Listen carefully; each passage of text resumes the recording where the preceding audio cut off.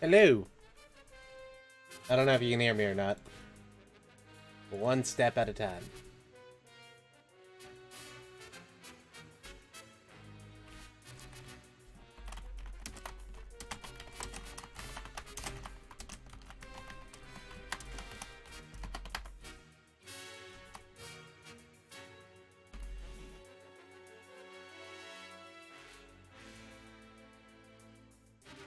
Hello, Alexander. How are you?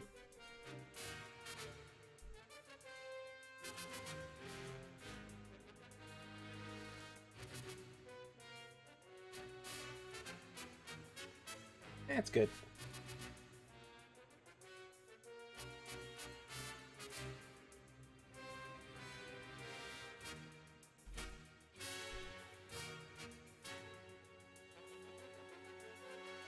Pop out chat so it's easier for me to see things.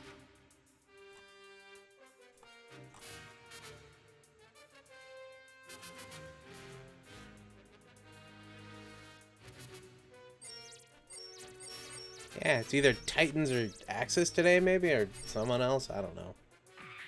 Haven't thought that far ahead yet, but we have all of the like Zeta conflict with people surviving Axis to do, and then we have to save like Shirako. No, wait, we finished Shirako, didn't we? Hey, Sucker Punch.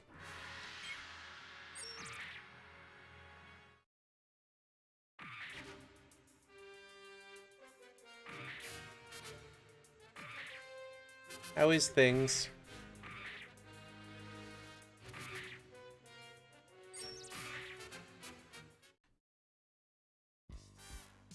Yeah, we bunch of stuff with Jared to do, a couple of other people. We did finish the mainline Shirako, but that doesn't really mean much. Probably finish Buren at some point too. And Mauer.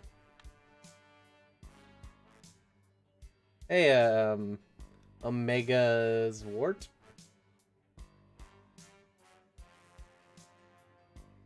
Alright, Nightman.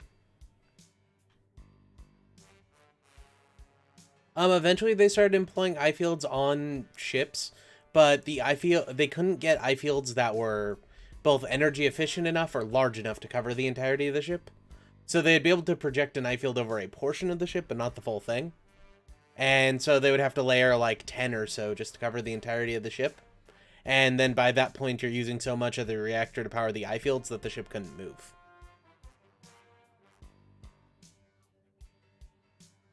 With like things like the GPO-3, it was just barely able to cover it, and mostly it could only cover the front, but if you're getting shot from the back, it's kind of a big deal. Yeah. At least that was the old reasoning for it. Post-Unicorn, it's literally just eh. Like they didn't feel like it or something? Because they end up doing it, I think, in Unicorn, so we don't know, but there's that. So we should do some Rekoa for now. Then we can do some other stuff after we save Rekoa.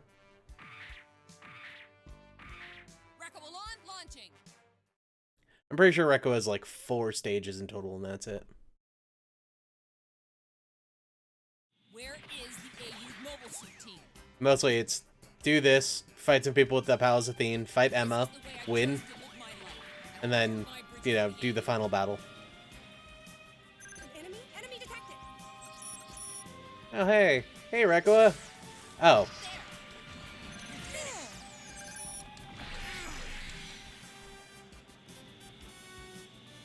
I forgot how this one worked. I thought it was 1 gun and then 2 guns with R1.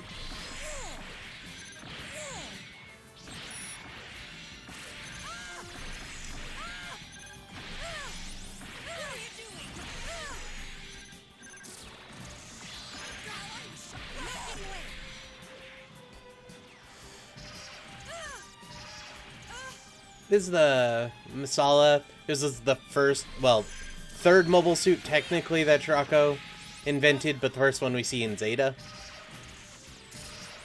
The only problem is it's big and kind of unwieldy. Also, we're backed up by Barzams for some stupid reason.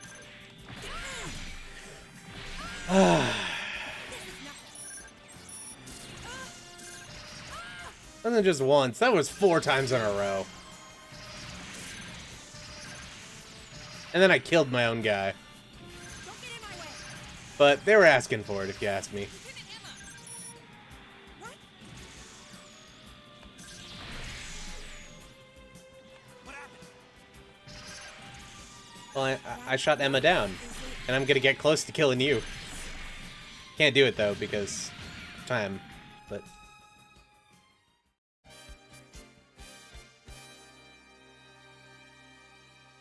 I'm returning. Yeah, now we got the Palace Athene. This one's fun for how versatile it is, and how little you actually use it. It's like, so we have the beam rifle, we have shield missiles and the beam rifle, or if missiles and the beam rifle. The shield missiles are basically like the Zeon. It fires out those trap mines. Not very good. At least in my opinion. So we're going to use the shoulder missiles, because these are 6 very large homing missiles that recharge pretty fast. Coming after me. Ah, there you are, Haman. Sarah, Rekua, follow me. Our target is the Cubalate. But, You two, swing out the play, come on. yeah. Obviously, you're unaware of what this Cubalate can do.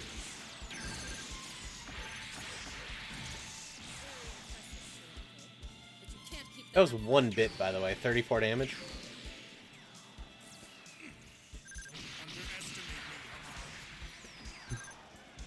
Incredible. I never realized how powerful Shirako was. Still. Ah, such intense pressure. But I won't let a mere mobile suit beat me.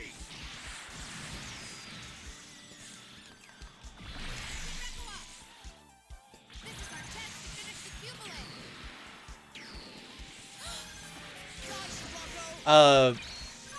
The Battle of Grips, they would have got crushed by Axis. Because that was the thing, is Axis had pulled back and hadn't used their full force. So if they had won, the AUG would have been defeated, and then the Axis troops would have moved in, defeated the Titans, and then... Oh, wow. Cats killed... I didn't even touch Cats. You've been very kind to Yeah, me, Cats. the rest of the Axis forces would move in and then just take out the Titans, just through overwhelming numbers, and they would have won. This isn't the time for that. Rekua, fall back to the ship. Yeah.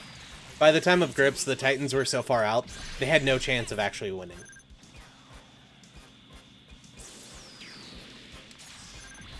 I can still fight. Too easy. And even if they defeated the Axis there, unless they moved onto the Earth quick enough, the Earth Federation forces would have got their ground troops into space, and then would have been able to fight them off. Yeah, at that point in the war, yeah. Pre-Kilimanjaro, they had a chance, but after the Dakar speech, they lost public support, and if they hadn't had so many mobile suits already, they would be so out of whack that it wouldn't matter.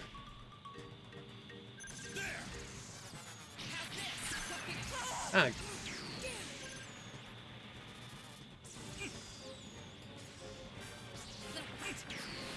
Don't take me lightly. hey, all 8 of my missiles just magically reattach themselves. And then smash into Katz's face, apparently. Still fight. There. I can still Goddamn fight. bits. Goodbye, you pests. Have this.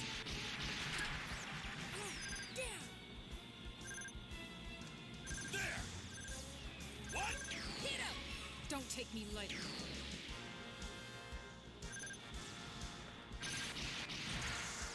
burn my bridges with the AU. There. Oh, no, you won't. There. Killed Katz. Not bad.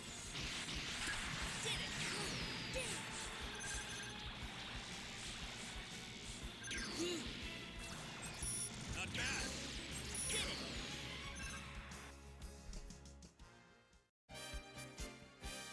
Don't worry, the important one died. Haman can just kind of, I'm returning. you know, just be there to raise troops in the background. It's fine. We don't need to worry about it.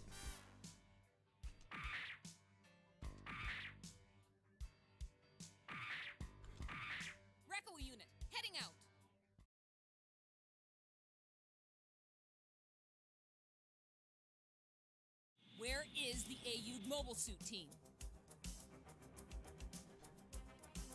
I think this one's like Emma and...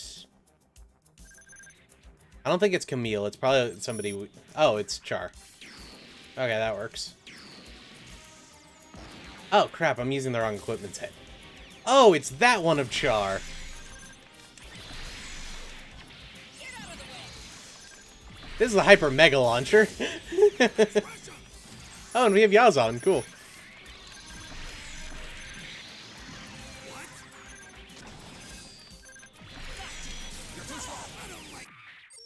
I need the missiles.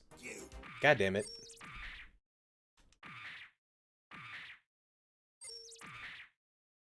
Yeah, I got the shoulder cannons, which they're like shotguns, and they're just absolutely terrible in this game. They don't do enough damage to be worth it. Launching. But with this, I can absolutely murder Char pretty easily. Especially since he's going to be mostly stationary when he goes to fire. All right.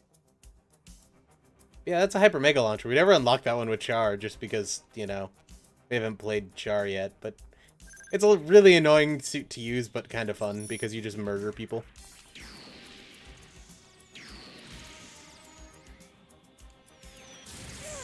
Ah, I did actually try to dodge step there. Get out of the way. Woman! That's Russia! There. I'm an ally. You're finished! There. Take that. Not bad! You're finished! There.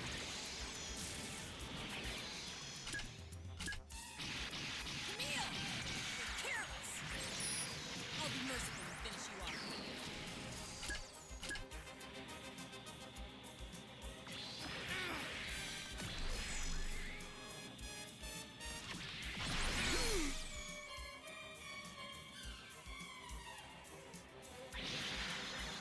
Miss Rekkawa doesn't know what she's doing.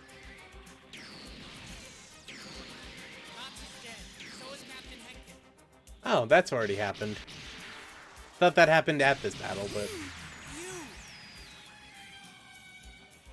Oh wait, yeah, Sarah's dead, and then Katz dies in that fight, and then Hankin goes to tank the shot for Emma. I remember that now. Not bad! What? There.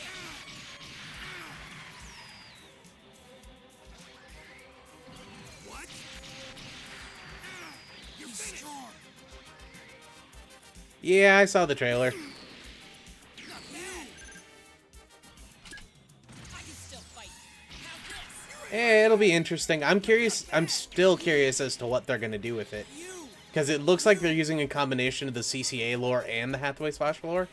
Or the High Flyers lore. Which was what Hathaway Slash was originally a continuation of. So I'm curious as to how they're doing it. Because, like, he didn't kill Kess, but then he's still being stalked by her ghost. Which, I mean, totally happens, because la, but...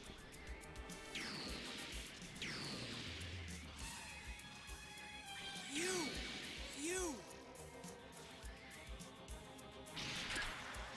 Not bad!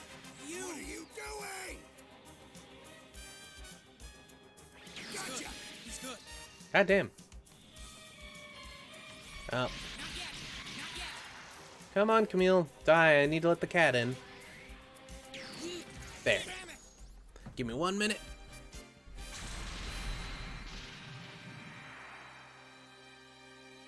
I'm returning.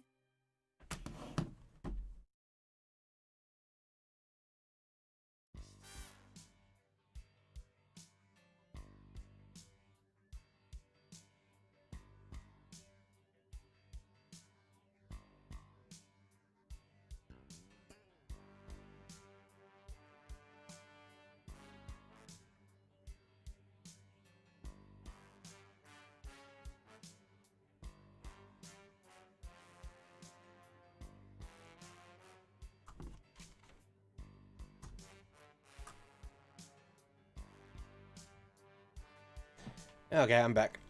So, yeah, we just got to murder Emma, and then I believe this is all of the Rekko's story. Goddamn. I'm hitting up and it's not going up, so I need to just remember to hit down. Launching.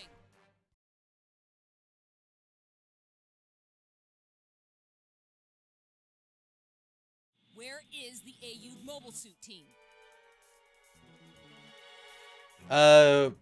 So Hathaway's Flash happens about 6 years after CCA.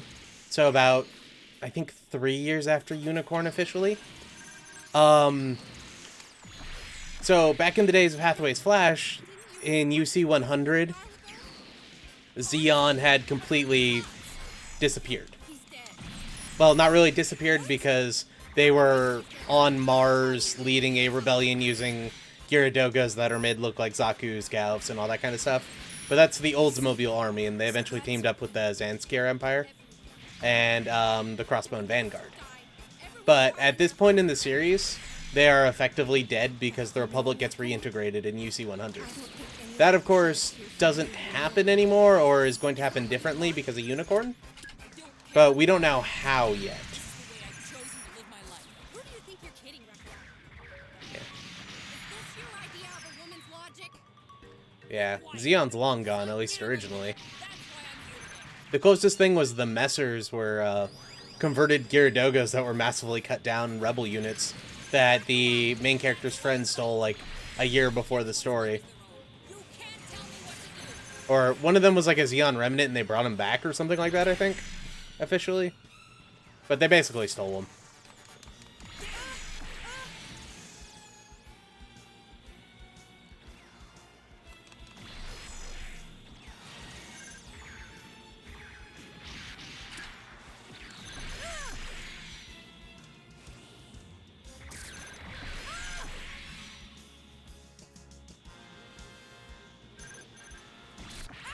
There. I made that a lot harder than it needed to be. I'm returning.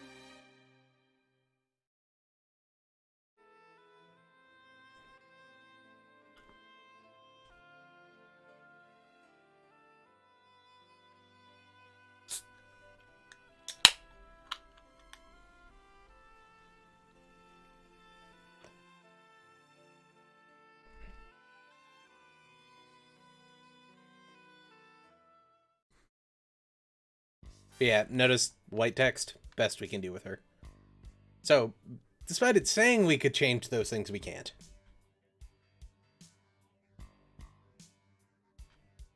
Yeah, I was talking with one of my friends yesterday. And I was like, I do kind of want to see Heading out. Don't them fall. animating either Final Flash or the lead up to F91, the Oldsmobile Army invasion of the Earth. Let's attack them at once. Which was Mars Zeon, who's led by Johnny Ridden, by the way. But we never see that, because he was just kind of a name at the time. But Mars Zeon teaming up with the Crossbone Vanguard to invade the Earth. And they even actually land troops on the planet. It's kind of crazy. I'd love to watch that, but we're never going to see that animated. Right. You. What? You're not getting away. So the thing with Zeon Remnants is they're never gonna have no purpose. Because Zeon's always just an ideal to everyone. So even if the Republic disappears, they're still gonna try to rebuild Zeon. It's not gonna stop them. But most of the remnants at this point are either hardcores or really dead. Like most of the casual rebels and the belts and everything have been taken care of. Oh my god. The Rick Diaz that I was shooting, or that I was standing right next to, Poliz. If you wanted to fight, we could have done it anywhere. Why are you fighting Yeah. here? Most of the people who say that they're Zeon rebels at this point, or at that point in the story, are mostly, they have different reasoning. Kind of like the Sleeves, while they say they're the second coming of Char, they're mostly just kind of an oligarchy that wants to set up their own version of the Federation. That's what that side co-prosperity sphere is. It's basically the Federation just light, because it doesn't include the Earth.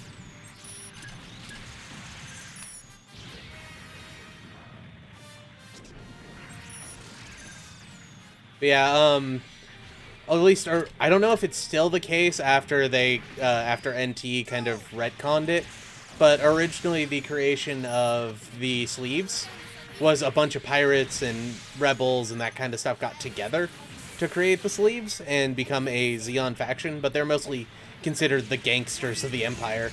The people that Char didn't want to deal with during his rebellion. But I think they technically retconned it, because Phoenix Hunting became NT, and those are two entirely different properties. You're not getting away. You! Space aliens should go back where you came from.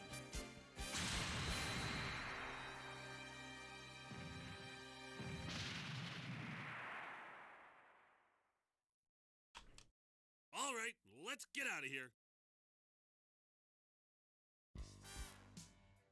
Oh, that's how we get the 4 route. I forgot we didn't have that.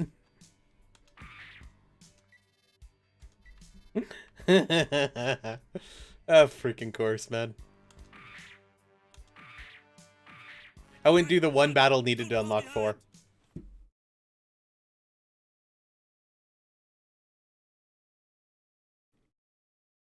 Let's attack them at once. Oh, and that's probably why I haven't got a Titan's Camille yet. Is because you need to finish 4 for that. Or, 4 survives route, I should say. Zeta Gundam. You! Damn you! Damn you! Not yet. Rosemi, just one more time. Please become my sister Rosemi again. Must defeat the Zeta. 4 is here, and you're talking about Rosemi. I see your point, Camille. I see it. God damn. This is ugly. This is ugly. Damn you! What?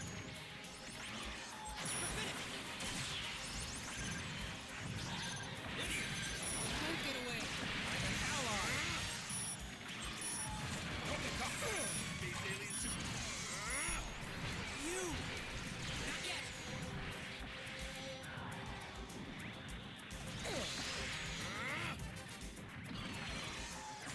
This is ugly. No way.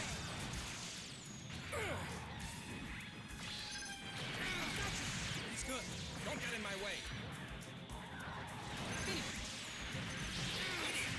You! Take that! He's good. Move.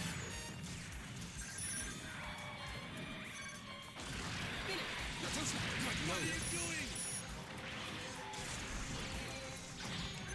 He's strong. Oh, that's Rosami and the Psycho. Okay, I thought that was 4. I don't pay attention to such things.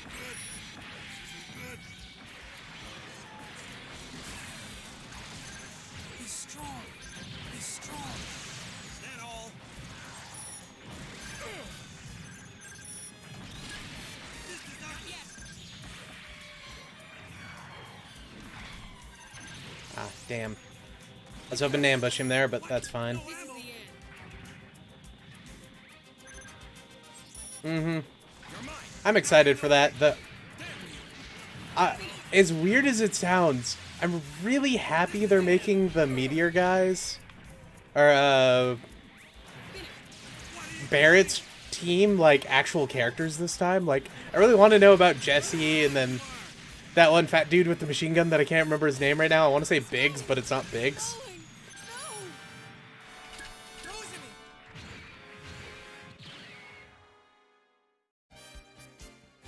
Was it really Wedge?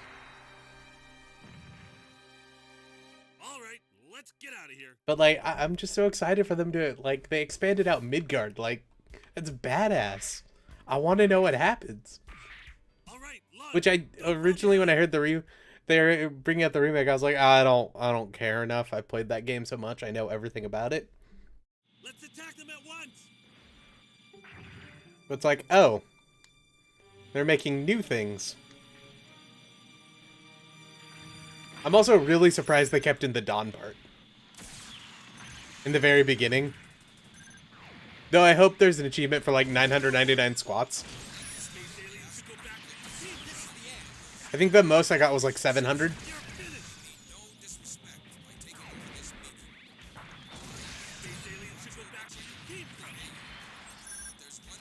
Also, hey, Darian.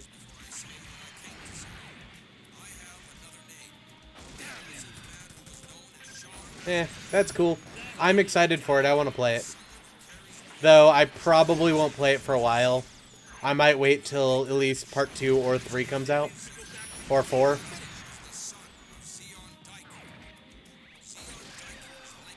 It's like, I'm excited, but I think the fact that it's episodic is going to screw it up for me.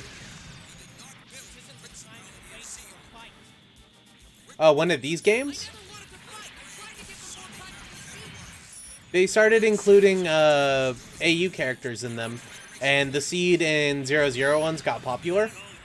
And then the one after they did those, they did crossovers between all the series, and that's how you get like full boost and maxi boost and all that kind of stuff. So they never had a reason to go back to just Universal Century.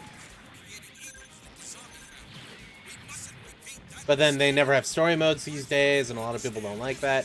But then a lot of people like that it's just a fighting game and there isn't a story mode. So it's a massive cock-up.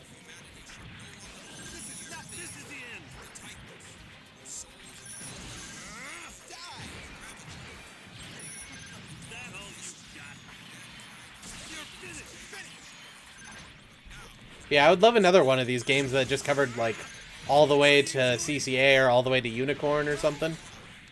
Just like, yeah, you know, Camille joins Char. And so instead of Guy, we have Camille, and Guy hates Camille.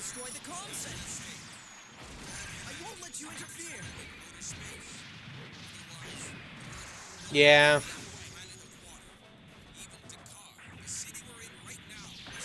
I don't know. With the Seed movie, I'm pretty sure they were going to have aliens invade, and I don't know how I feel about that. I wasn't a big fan of Trailblazers either. But that's me. I have a sordid past with 00 in itself, so...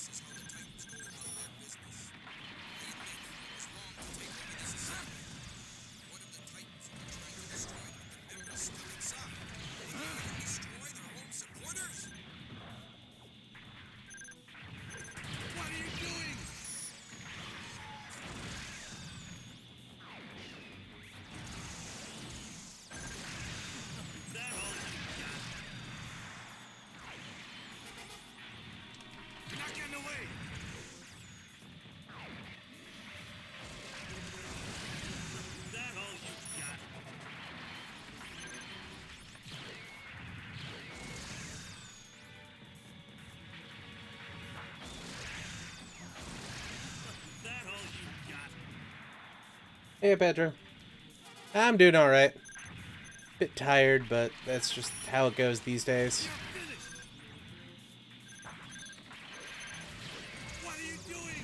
Dude defied physics to try to stab me. I saw that. That all you got? How are you doing?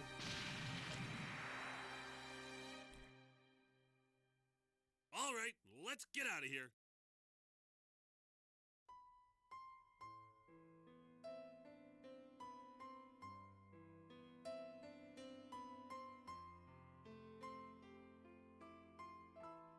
We drove Kuraba from the Earth.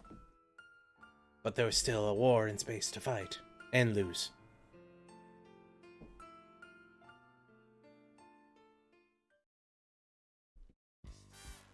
Yeah, so that was his bad ending. But he survived, so a little better. So should we do 4 and make 4 survive? Or should we actually make Capricorn survive? Or like... play more Mauer. She already survived, so that's not too much of an issue.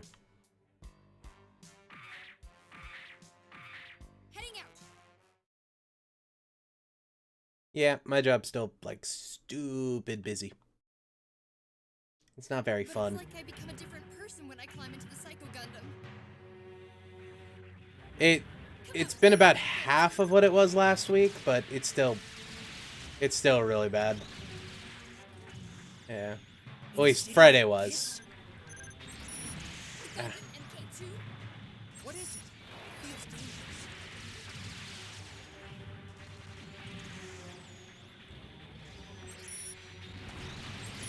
I just love jumping on buildings. You'll all die! You! That's the one. Mm-hmm. You've been indiscriminately attacking. I don't take orders from the enemy. Yeah, like everyone's like, oh, since you have so much time right now, you want to go do this thing? It's like, no, sorry, I worked like 73 hours this week. And next week I'm probably going to work about 70 again. But Stop! Stop giving me orders! which Zeon game is my favorite? I did really like Zeonic Front was a very interesting game. I actually really do enjoy it. I just wish it was either longer or a little less bullshit in parts. So much for mobile suits. Because it's like 10 stages and half of them is just like, yeah, run away from the enemy and survive. It's like, that's not real fun to do. Then again, you can kill Amuro in it, and so it's a lot of fun. They're all just toys.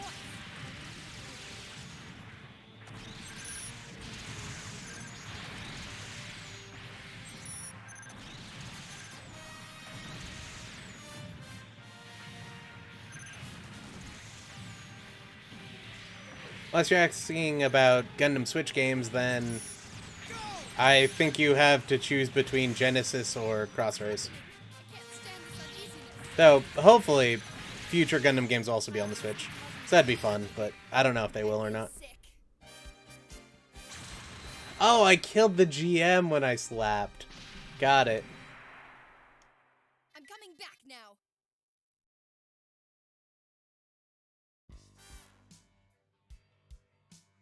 Front the AUG, new type Camille Badon.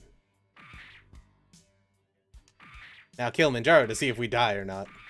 Ensign Former Asime launching.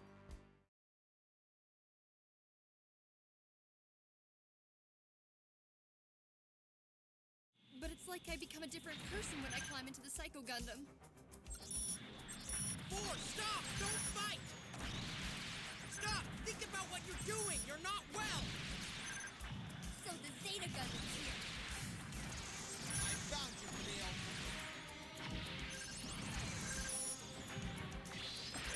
I'll kill you. Be strong. Yeah. So Crossrays was the 18th most selling Gundam game in November on Steam.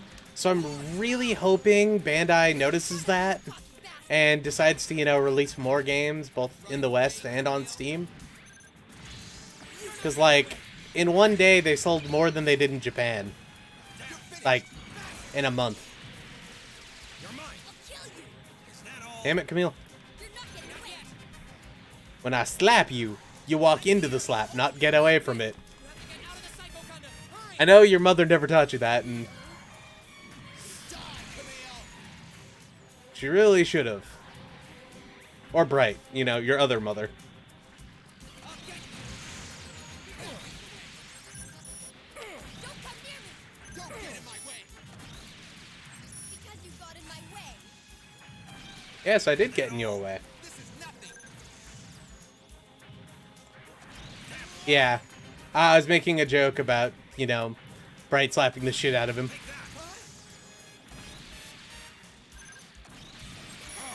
One unlucky hit and I'm completely out of whack. Just burn everything. Yeah, so there's this game called Crossfire in America, or Target in Sight, that came out as a launch title on the PS3. They pushed real hard to get it out before the PS3 was out, so, you know, people could play it together, combo deals, all that kind of stuff. Well, the game played like crap, and Americans flat out said that, and it didn't sell very well, and it ended up losing them money. Their response to this is, well, the West doesn't like Gundam. Not that the game was bad, because that was the real problem to it. It's actually a really fun game. It just runs like absolute garbage. Yay, but we infiltrate the AUG flagship. And so, because of that, you know, it doesn't sell well, and they just kind of deal with it. And they don't put out Gundam games in America till 2014, where randomly they put out Gundam Breaker 3. They translate Gundam Breaker 3 into English and put it out in Southeast Asia. Well, it sells out 4 times. It doesn't sell out in Japan. They sell 4 to 5 times as many copies in Southeast Asia that they do in Japan. And guess where most of those copies go? America. Mostly through Play Asia, weirdly enough. And so the next one, New Gundam Breaker, comes out in the West. Except for New Gundam Breaker is trash. But Japan beat us to the punch.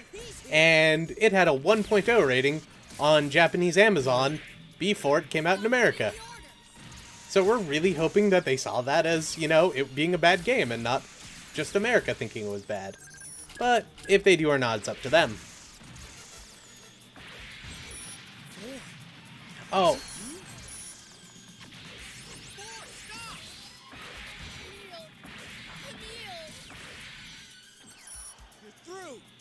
Oh yeah, I forgot about the phone game. I played that for like a week and then I stopped because honestly it just wasn't fun. But I'm not the kind of person for phone games. You've come to push me around. Come on, Come on, Gates. Either take on 4 or take on Emma or take on Camille. Not in between the two. You're in front of me, you cocky bastard. 4, stop! Don't fight! I'll kill you. Oh yeah, everyone prefers prefers 3 to New Gundam Breaker. Though I will say I did 100% that game. I did not 100% Gundam Breaker 3, but I probably would have if, you know, people didn't get mad at me for stop putting out videos of it.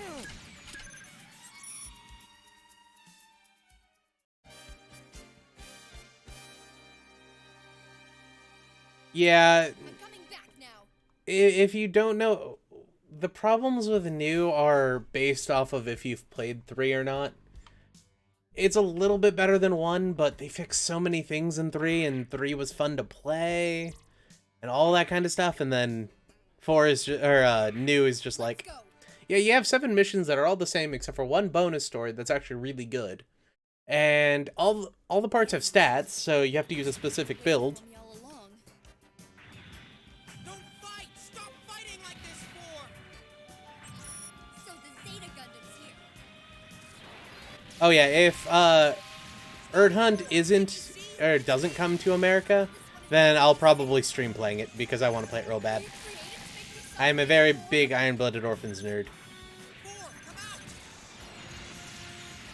Won't let anyone get in my way. Those who do will stop!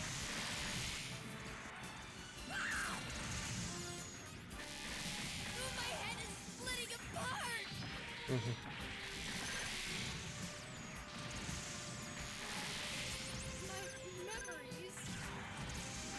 My memories are over there. Damn it! Die for my memories. 4!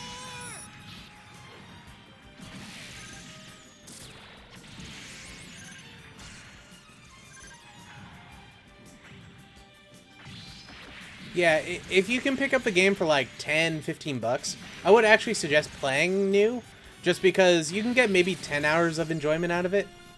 But I wouldn't buy it when it was a $60 game. I bought multiple copies of it though, but that's just because of what I do. I benefit off New Gundam games a lot more than normal people do.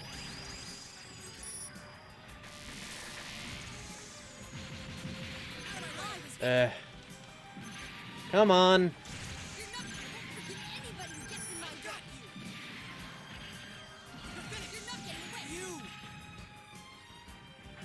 Yeah, Darian, you'd get 10 minutes out of it, but you don't like good games, so... All you do is play COD.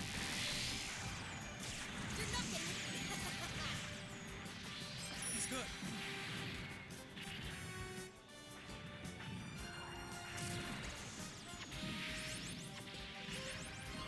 Why are you in front of me? You. I'll get Oh, my head is Ah, splitting damn it. apart.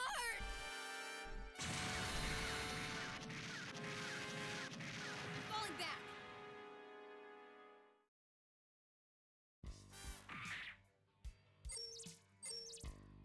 Now I'm gonna use the Can I use the Psycho Gun to Mark 1? No, damn.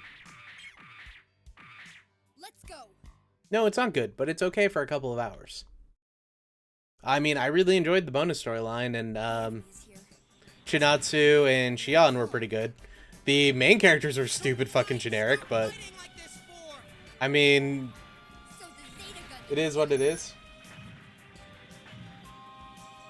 Stop for. Can't you see? It's me. This one is making me sick.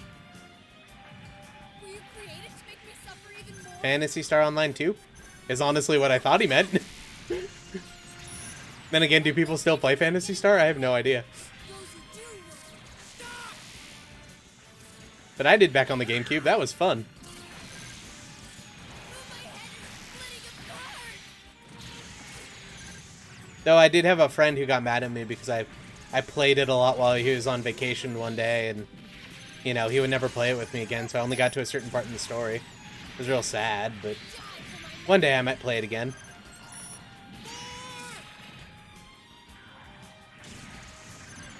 Yeah. I'm not supposed to work at all today, but I probably will in a couple of hours, if you never know. You're not getting away.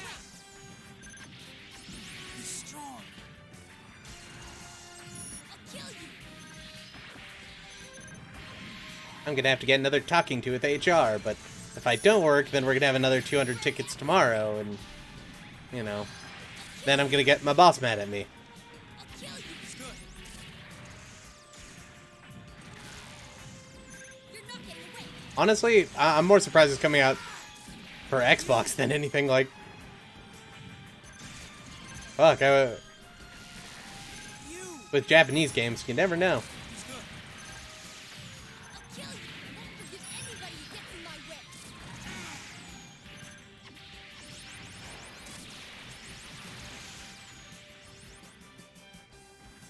Damn it.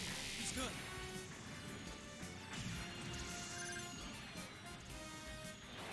Yeah, I'm a hitman for SSL VPNs and, L2TP VPNs. And also the fact that their word isn't working on their home Mac from 1998.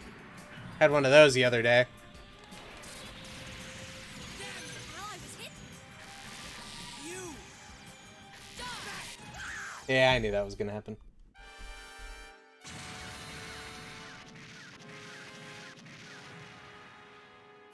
It's like snakes are slithering around inside my head. Alright, one more time and then I'll go back to the bound dock and, do it like a normal person. But no, I've never watched those. Waiting for me all along. I don't tend to watch Gundam lore videos or anything like that, This for. though. So the Zeta Gundam's here. Most of the stuff they talk about is either I already know about it or, This one is making me sick. it's speculation that makes no sense. Make me suffer even more? Four. Come out. Won't let anyone get in my way. Those who do will. Stop.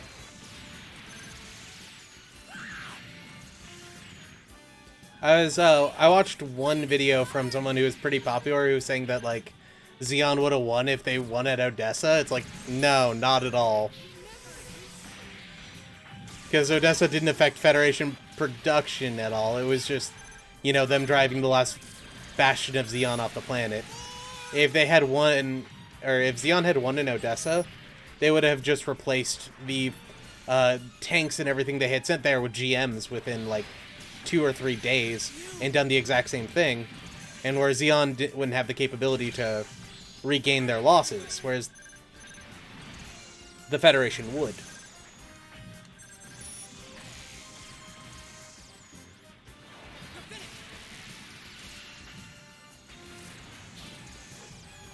You're not getting away.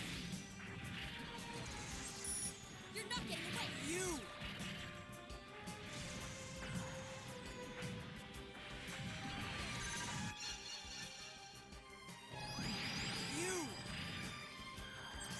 I'll kill you. Battlefield Gundam game? I'll kill you. You mean Operation Troy? Which would be no.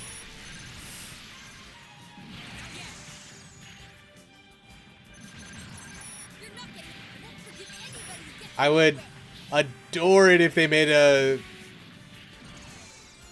Or do you mean Battle Operation? Oh, Battle Operations? We haven't heard anything yet, but... You know, I would give it a year from now, and maybe, once it stops being popular. They just introduced, the Psycho Gundam and then the Ga Plant, I think? I got you. I'll kill you. Yeah. How I was hit. Useless. Oh my god. I really wish it had the step thing from from Big Zom. That'd make this fight so much easier.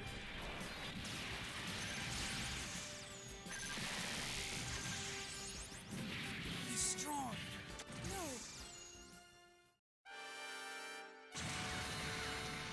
Yeah. Oh, it's like snakes are slithering around inside. Alright, fine. I'll do it with the Boundock like everyone else. Former Asme launching.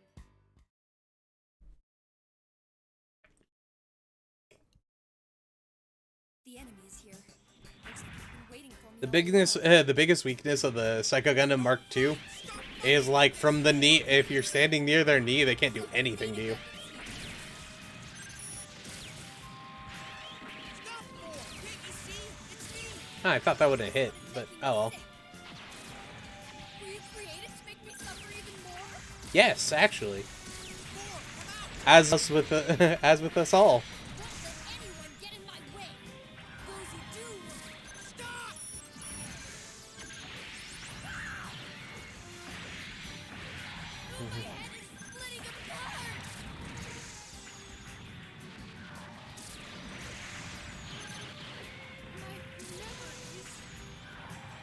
My memories are over there. Damn it!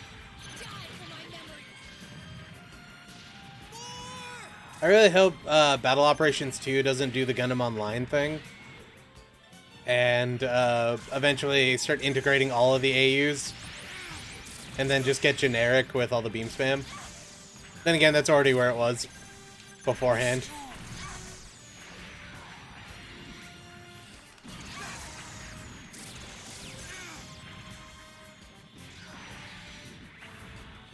Not yet. I got him. Not yet. He's strong. Not yet. You. I'll kill you. I won't forgive anybody who gets in my way.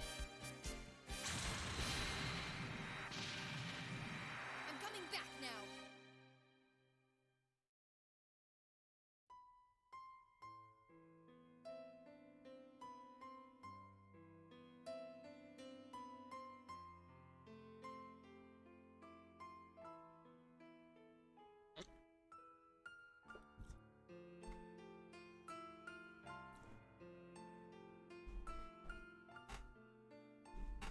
I mean, they imply that there's a way for 4 to get her memories back. I still don't think that's possible. Like, as much as they want to say it is, I don't think it's going to happen. See, Mauer has, what, 5 more stages? Oh, we haven't even done mainline Rosami either. That's funny.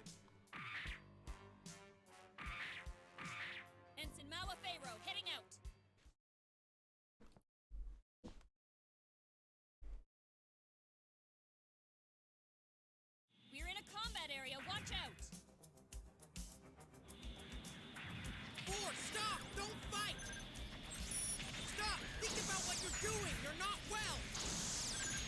So the Zeta Gundam's here. Now. You're too slow. Damn. How many shots does this thing take to kill? Damn you. It's on.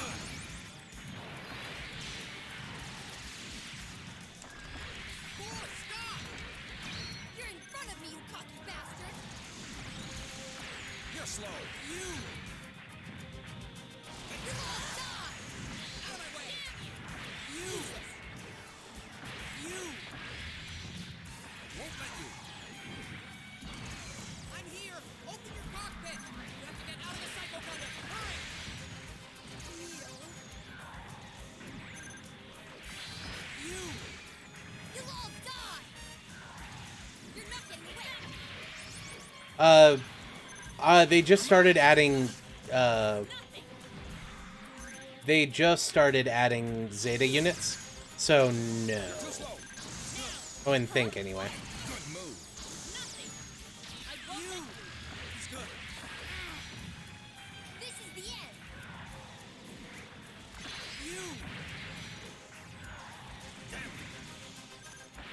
end! You! Being if they added the Super Gundam or not to GBO2. I don't think that's happened yet, but I imagine that'll be in a couple of months. Because I don't imagine that being a very popular mobile suit. Stay back! Oh, is it? Okay, never mind. You're slow.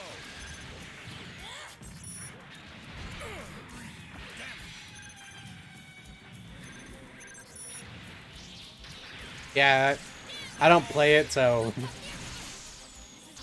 move. yeah. I don't know why, but even when I'm hardwired in, like, the game lags so much I can't even play. It's kind of stupid. Good move. Why are you in front of me? It's definitely not latency either, because I have, like, 2-second latency everywhere. Or, 2-millisecond latency.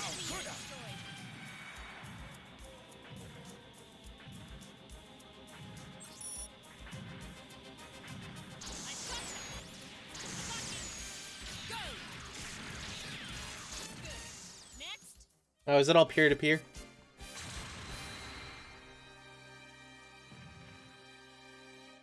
I'm coming back. I mean, I wouldn't mind setting up a VPN to play in Japan if I had to, but... Ensign Mawa Pharaoh heading out. So I just need to, like, host matches myself, then. Could manage that. Jared, I'll protect you. Easy peasy. Yeah, I tried playing on the Japanese version and on the American version. I just can't. But it was the same thing with Gundam Versus, so... like, I planned on playing a ton of that, and then couldn't.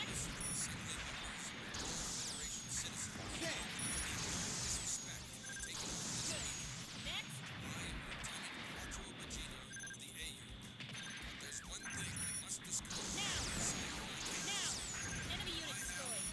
I gotcha. This is the end. Man who was known as Shar Aznavour. I've come to you today.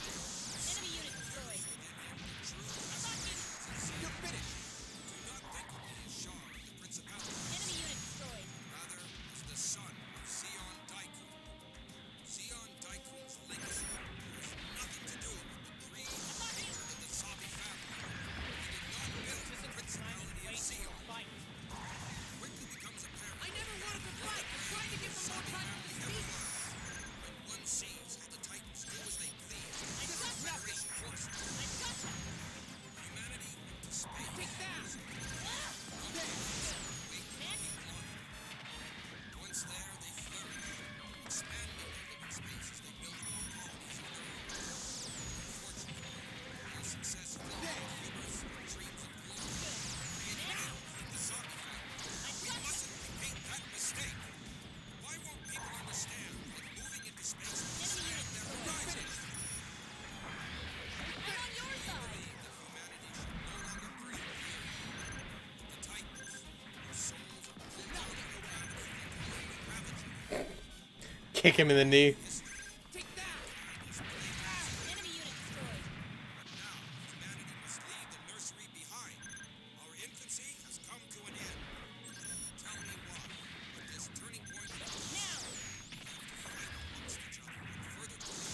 I don't know, maybe they'll have the Nutter and then I can enjoy playing it again. You know, just fly around in something called the Nutter and not get in trouble for saying Nutter. That'd be fun. Enemy unit destroyed. If you don't know, the bottom part of the bow is called the Nutter. Oh. I'm coming back.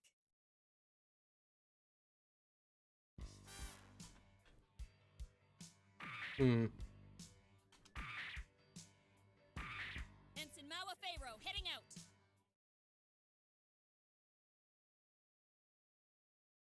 There's no time. What are you doing? Any more hits and it's over.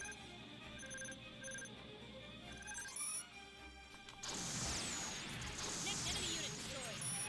Now. You're finished. I've got enemy unit destroyed. Good. Next. Oh, hey, look, a Memphis! Way. I've got him. Damn you. Found him. Good. Next.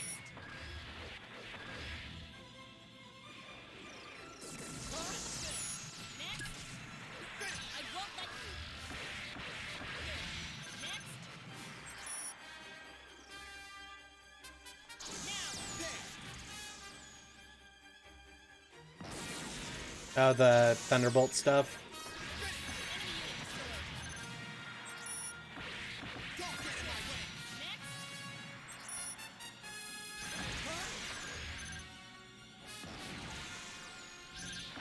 Enemy unit destroyed.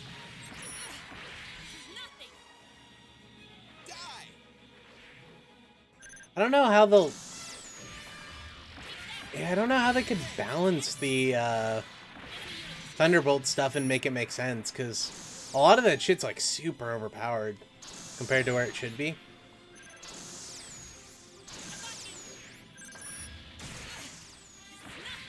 Enemy unit destroyed. Like, if they added in the Atlas, would they let it float? So it'd be able to move super fast and be the greatest raid unit ever? Or would they make it just run on the ground like a normal suit and, you know, just have it no different from every other one? I'm launching.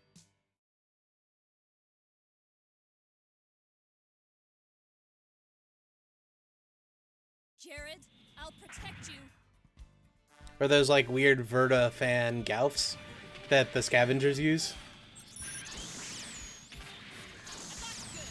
Next. You know, just rip the whip the flying machine off of a Murasame and give it to a Gauf. Why not? Murasame from Seed. It was the upgraded version of the Astray. Or was it? Or those Astrays with the flying packs? They look very similar. I don't remember which one is which, but it's fine. Looks like I'm obsessed with Camille's. Can't go anywhere until I get better.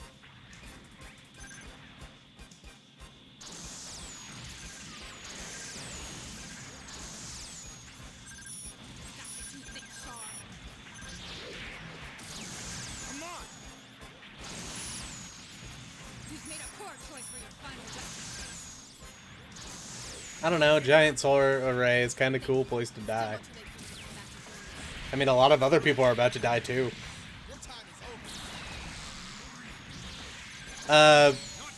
Yeah, that's kind of everyone's opinion of Thunderbolt. Like, to the point where the author of Thunderbolt had to go out and say that it's an AU because he didn't want to follow established canon for Gundam. He just wanted to do whatever he wanted. Enemy unit destroyed. Right? Now. This is nothing.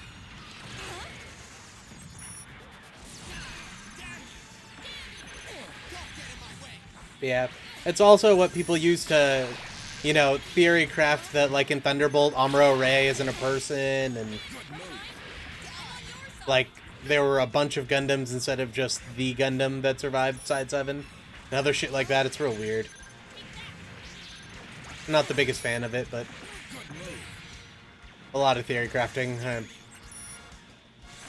is like that. God damn.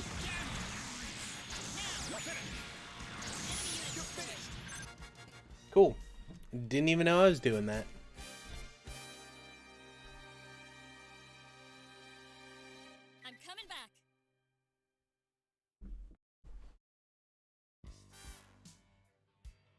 Hey, I got the gray Bowdock for some reason.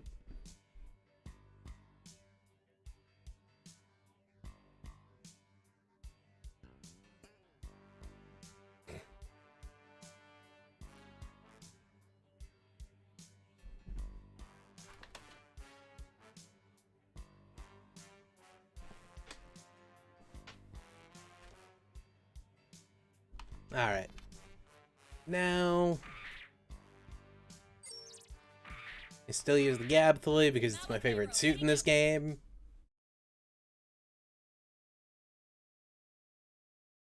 And I just use the Boundock with 4, so... I'll protect you.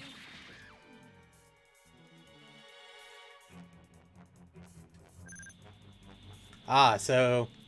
Your theory is, my friend Super Robot Wars tabletop game. Got it.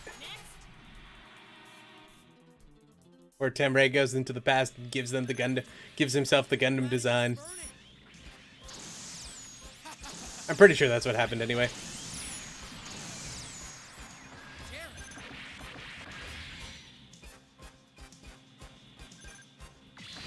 Boundock's not going down against that. Because of people like you that all this fighting never ends. Go away! You got some nerve saying that to me, little boy. You're the reason I keep fighting. I haven't murdered nearly as many people as you have. I am not a murderer! Yep. If you're tired of fighting, let me help you. I'm gonna take you out right here and now. This is nothing. You! Damn you! He's good. He's strong. Now! Now! Not yet! I got you! Damn you! Huh? This is nothing. What?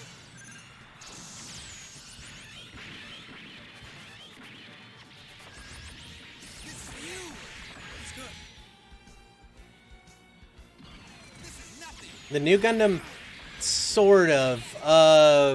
So he was the head test pilot. They used all his combat data and everything. But if you go by CCA, then yes, he contributed quite a bit to it. If you go by Beltor Chica's Children, the actual creation of it was mostly Beltor Chica, who may or may not have been affected by New Type Baby. We don't quite know. It's implied, but it's kind of weird because we never find out anything about it afterwards. So, canon-wise, yes, Amuro did have a hand in creating the new, like, a big hand in it. But in the other one, tangentially, it was made by his girlfriend slash wife to save him from the thing that was going to kill him that his New Type Baby knew about.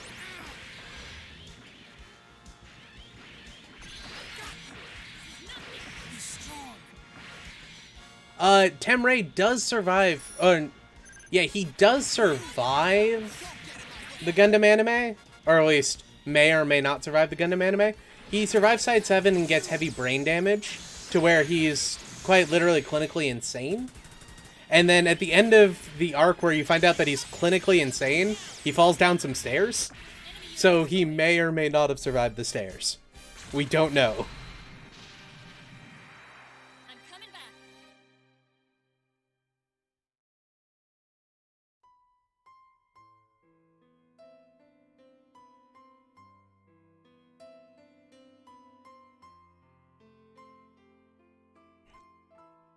So yeah, he is in his like mid-60s, and he falls down some stairs.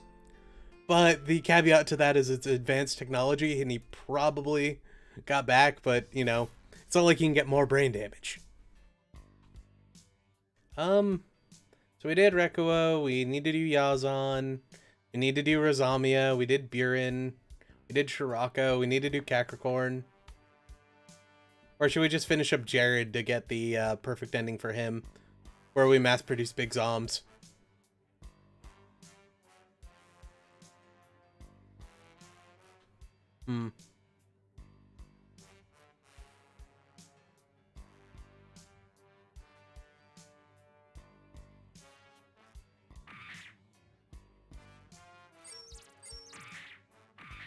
Yazan team launching.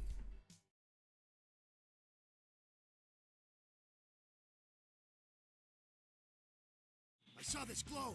Did you see it? Yeah, Jared does the one thing that everyone should do and mass produces the big Zom. Is to seize control of Von Braun. This city, Oh, it hit his shield. That's why it didn't kill him. which we can easily attack both the Earth and the dark side of the moon. The tides of history will turn in favor of the Titans. I look forward to your performance. I just wanted that to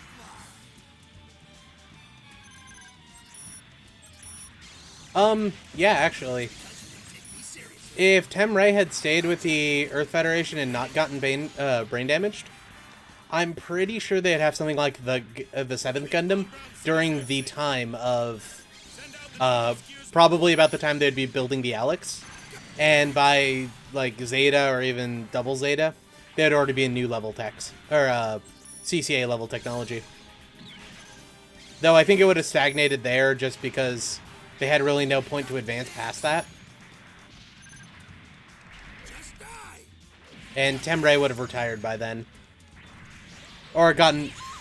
More than likely, actually, Temray would get bought out by Anaheim and would be working under Anaheim. So, it's entirely possible that they wouldn't advance. They have the technology, it's just Anaheim doesn't want to release that they have the technology, so that they can sell it at a later date for more money. We're going to head straight there with this ship. I don't think they would go beyond Zeta level technology. And one, because I don't think CCA would happen. But I don't think they would go beyond that, just because they would have nothing to go beyond to. Because the F-91 technology wasn't... The F-91 wasn't more technologically advanced. It just had more special features than other mobile suits. Like, the James gun was only slightly better than the Yegan, to the point where, like, they were able to survive without the Yegan. Or, they were able to survive with the Yegan and not the James gun. But, like, Temray's not really a biosensor kind of guy. So I don't think he would have really changed the development of that. Unless you immediately halt your attack and accept the ceasefire, we shall destroy this city completely. I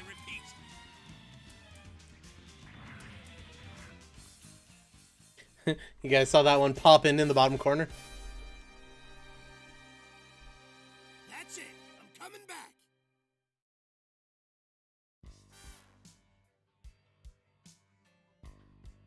Let's see, Gerrido.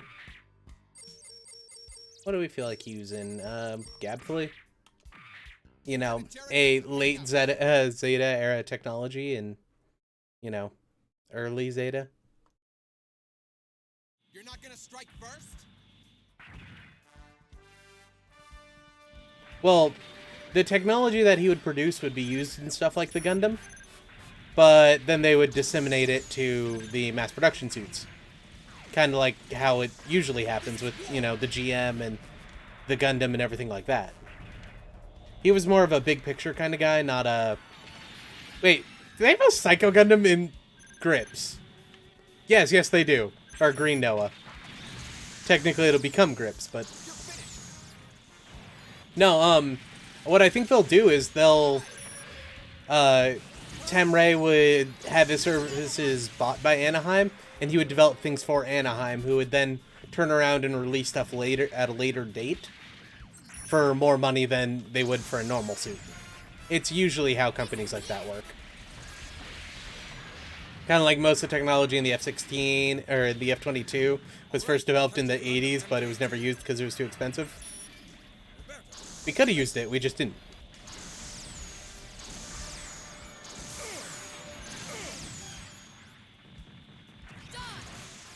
Yeah, no, I honestly don't think CCA or F-91 would happen in a world where Temray survived, but that's me. Just because I don't suspect that CCA would turn out like it did in the normal one with that. Because most likely Amuro would already have the new by the beginning of that fight, and they would have settled their differences elsewhere. That or there'd be more than one RAGZ.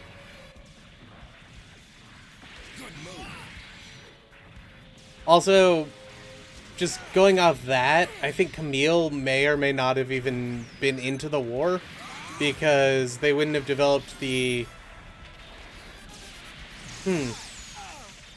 No, wait, never mind. He might still, or Camille might still be part of the war, but because the Titans may or may not develop the Mark II on their own. But I'd have to imagine that the AUG wouldn't need to recover the Mark II like they did in the original storyline. Or they wouldn't have to steal the Mark II, just because they would already have something more advanced. Unless it was a publicity stunt, then that's a little bit different.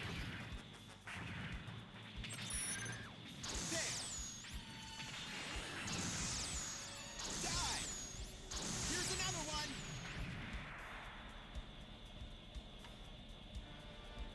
Woo. This is the end. Yeah, imagine, you know, Green Noah being raided by, like, Delta Gundams instead of being raided by Rick Diaz's.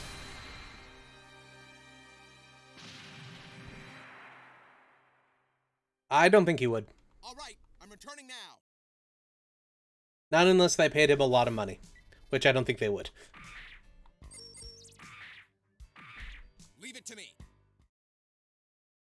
I think he would have sided with the,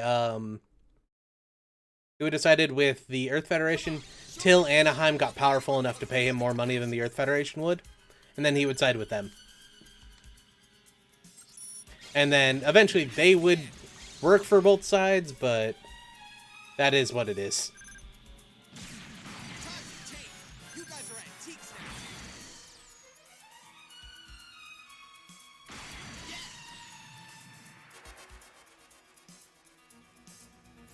now. Yeah, it's fine. I don't mind answering the questions.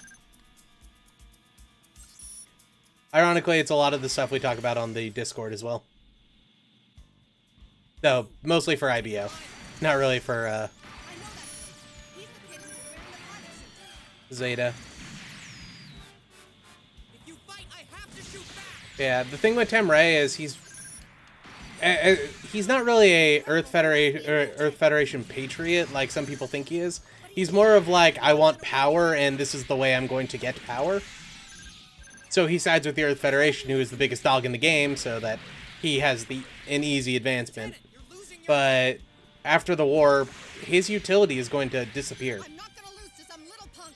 Yeah, mobile suit development's important, but they're not going to pay for it. Like, after the GPO series, they just didn't care. And yeah, he might be part of the GPO series, but after that, like, he would probably end up just joining with with Anaheim because they offered him more money. I got you. I won't lose. Heyo. Above me? Above me? Yes, Jared, above you. Don't get in my way. I'm an ally. That's why you shot me in the face.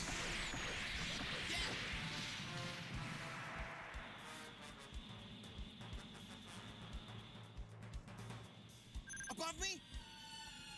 The real question is whether Temray would have sided with the Earth Federation or Char in CCA. I gotcha. Which I have to say I think he would side with Char. Just because he would see that as an easy way to being the lead designer in Neo Zeon. Who would be the only people around if Axis worked. Did I do it? I'm an ally. Well, remember when he was insane? Like, his first thing with Amuro is, hey, I built this thing, it'll make what I built even more powerful.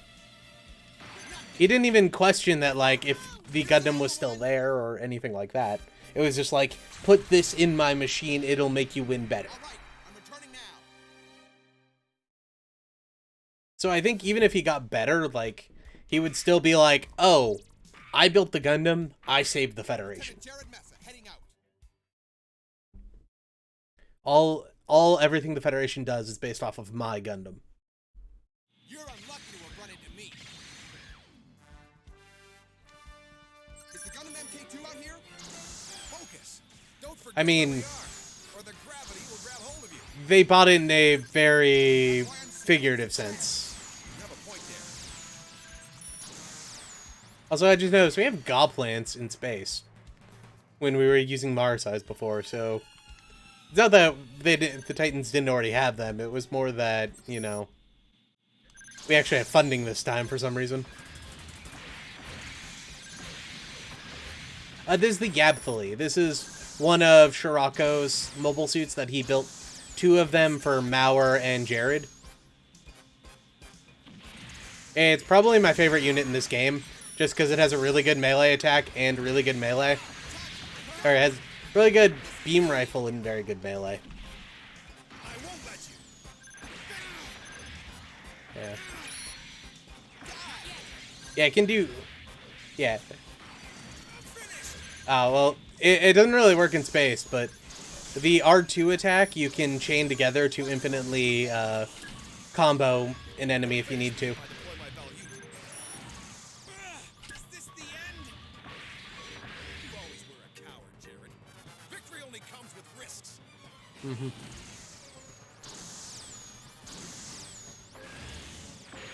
Like, the only real attack that the Byrolant's good for in this game is that dive.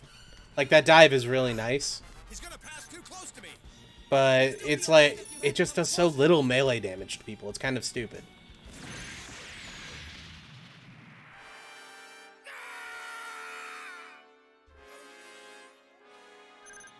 Cockrecon! Dude, you're in a Goblin, you don't have a ballot. Promise I'll get them for this, Cockrecon. Cockrecon.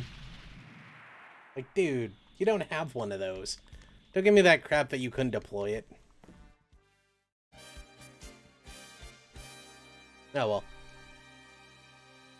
All right, I'm returning now.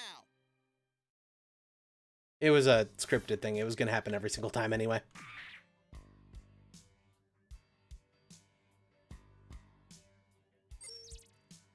I mean, to a degree, you could say that. The beam shield being a prototype, Heading out. or the news beam shield. I think they have similar concepts, but it isn't really a prototype. You're unlucky to have run into me.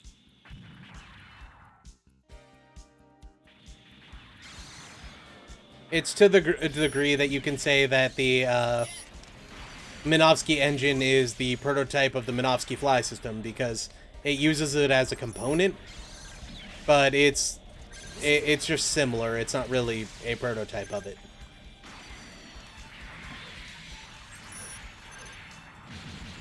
Oh, god damn you. I blame that almost entirely on the camera. Holy crap. Lieutenant Jared! You're unlucky to have run into me. This one's gonna be for Cockrecon. He's good.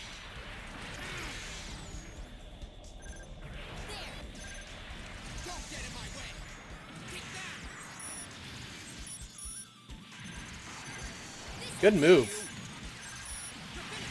Damn you. He's good. He pulled it around right at the last second, so I shot the Psycho Gundam in the back.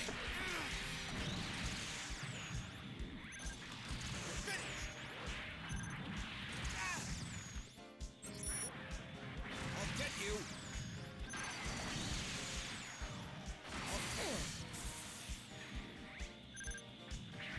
Good move.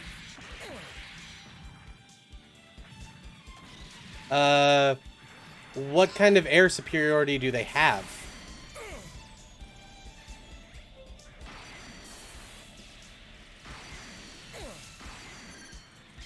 In the 1 Year War, yeah, they had planes, and Zeon didn't, but the planes couldn't move very fast because they have no unguided munitions. This is war. Damn it.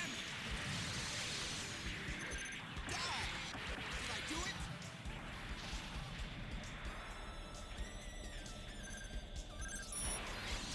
You're finished. Yeah.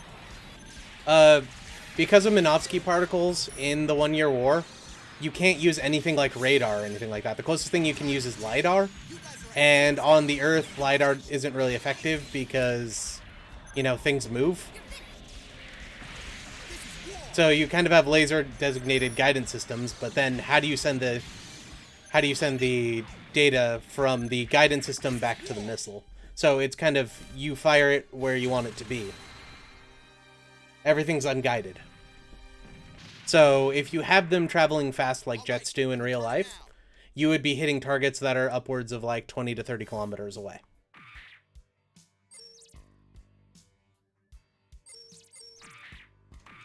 So if it's a static position, you might be able to shell it if you're lucky. But if you're trying to hit anything that's moving, it's not going to help. So what you have to do to accommodate for that is you have to slow down. And if the more you slow down, the better you can hit your target.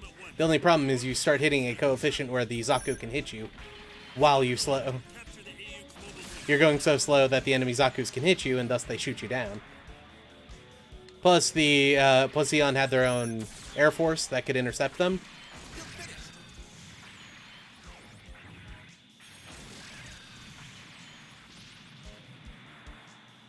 You got in my way. Not bad, they're reacting quickly. Yeah. The only problem with early Federation battles is it was literally 20 tanks to Zaku. Like, there were some people who did some insane things, like Tenethe Young shot down 20 Zakus in a tin cod, I think, not even a saberfish. And saberfish were by and far better than the tin cod.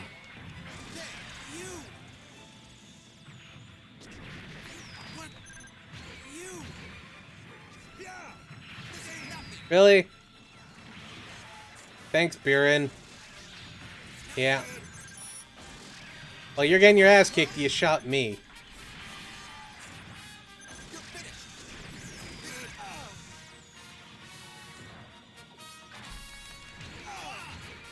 What are you doing? 30 seconds.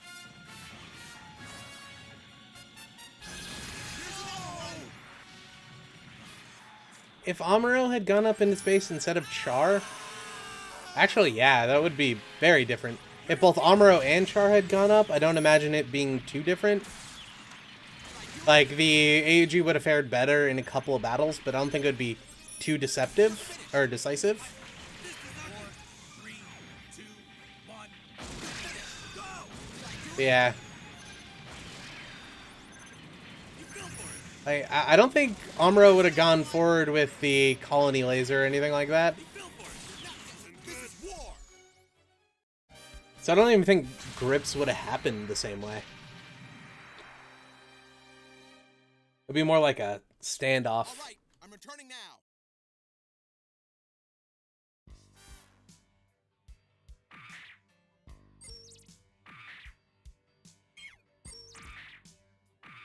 Lieutenant Jared Mesa heading out. Oh yeah, if Amuro had been there with the Pasmir / Haman fight, You're not gonna strike first? Char would not have got as badly damaged as he would have, just because he'd have to show up to Amuro. Because, you know, he can't look weak in front of Amuro. In a city like this? So I don't think Haman would have done as well against... would have done as well against Char. And Char wouldn't have had the excuse to run away at the end of Zeta. So he would still be in charge of the AUG for military forces anyway, during Double Zeta.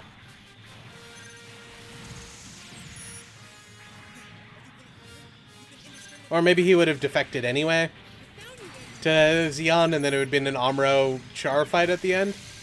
So that is theoretically what it was going to be in Double Zeta, the original ending of Double Zeta. But we don't actually know what it was because they never actually got that far in the script before they had to rewrite the thing. It was mostly just notes and ideas that they talk about on occasion. And people have counteracted it so much that it doesn't matter.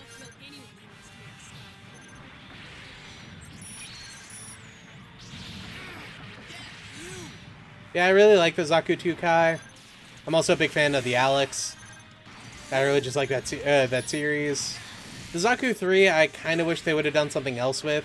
It's way too gimmicky to be a Zaku.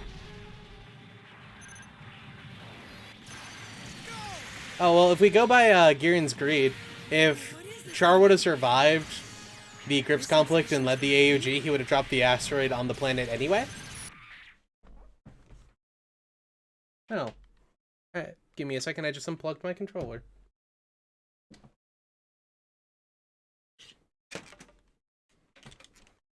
Alright, we're good now. That was weird.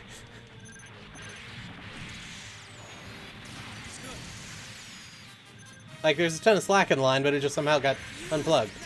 I don't know. But yeah, he would still have dropped Axis on the planet and, you know, caused a nuclear winter. So that's literally what he does in the end of all the campaigns. It's dumb like that.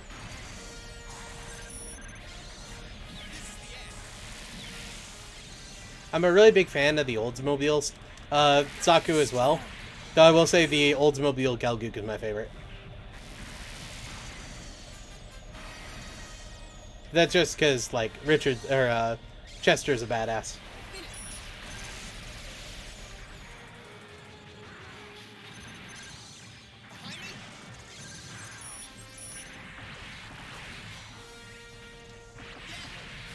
I guess it does kind of have a similar head shape, doesn't it?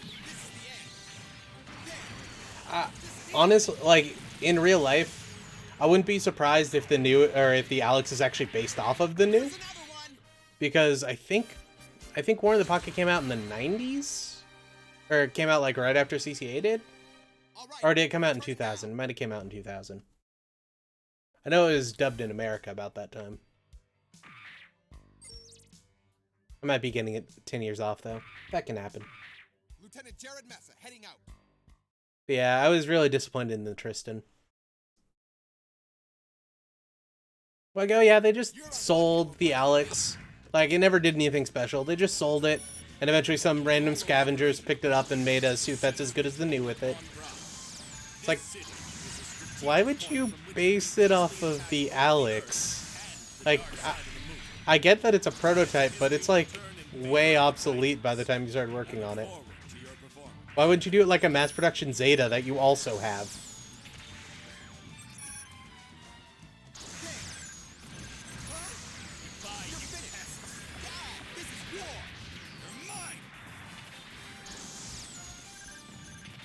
Okay, so it was 8990? I know it got dubbed in 2000, or end of 99, beginning of 2000. I didn't remember if that was when it came out in Japan or not, though. I could have been getting those mixed up, but yeah, I think it was like 1990 and it came out like around the time of CCA. Yeah, the Alex does have a 360 monitor, but everything post the Alex has a 360 monitor. Well, everything post the GM custom. Even the GM Kel has it.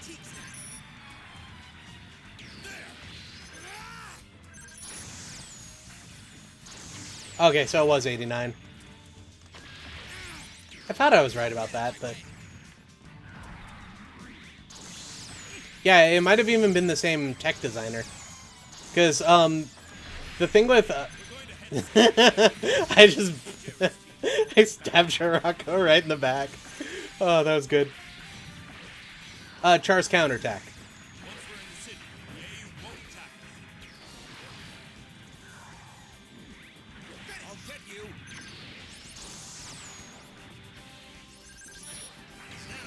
Yeah, so the thing with 0080 is, like, the Zaku Kai, or the Zaku 2 Kai, I should say, and then the, like, GM Command and everything, were supposed to be redos of what the baseline models were supposed to look like. So the GM Command would have became just what the GM really looked like, and, you know, the Zaku 2 Kai would be just what the Zaku 2 looked like, before all the modifications and everything. But they eventually scrapped that idea and just made them advanced units. It's kind of why the Dom 2 exists, is it was just, yeah, this is what the Space Dom looks like.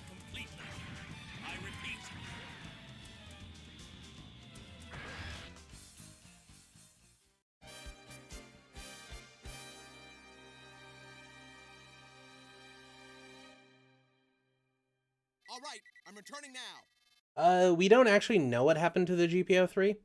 We know that it gets sold to a place called Bush Concern, who were ran by, you know, that fat guy at the beginning of Double Zeta, who tries to steal the Zeta from the Gundam kids? Or the Gundam team kids? That guy. Apparently he leads an organization that eventually created the Gundam Tristan, but yeah. We don't know what happened, but we know they originally bought those. We'll probably find out something at the end of Liberation, but you never know. And the Alex, why Christina found it hard to control is it was designed for Amuro to control it. It wasn't a normal mobile suit with better... wasn't a normal mobile suit that was designed to just be better. It was actually, like, the controls were a lot more precise. And a lot more complex than they were used to, because Amuro would control it with new type powers. Christina is not a new type.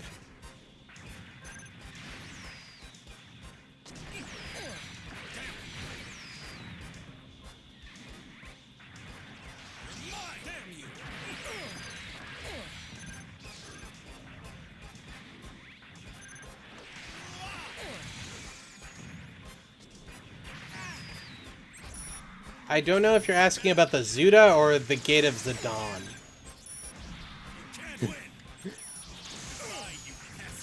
This one's at Boa Ku, and then the other one's a mobile suit from MS Igloo. Good move. Not bad. Can I do it? This is the end. Bye, you pests.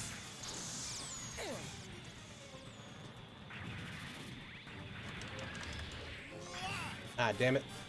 Shouldn't have gone for that slash. I should have just shot him. Oh well. Lieutenant, what are you doing?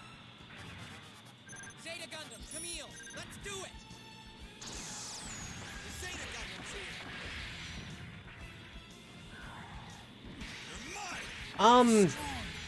Not really. I see them about on the same point, but the thing with that the Zaku is better at the Zudo is that it was more versatile. They did actually eventually fix the Saturnite engine issue with the Zudo.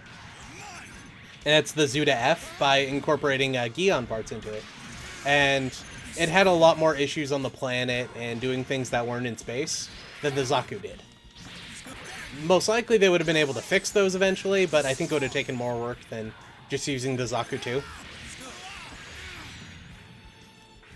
Now, if they used it space only, though, could be interesting. Yeah, it's called the Zuda F. It was in, I want to say Noble Shroud, but it wasn't Noble Shroud. It was the prequel to Noble Shroud. Blazing Shadow, that's what it was called. And yes, they all have Chibui titles. Well, the thing with fixing the issue with the Saturnite engine is just replacing it with the Zaku engine. But, like, fixing the actual issue with the Saturnite engine, yeah. It probably would have been a lot more expensive than, you know, just incorporating a different engine.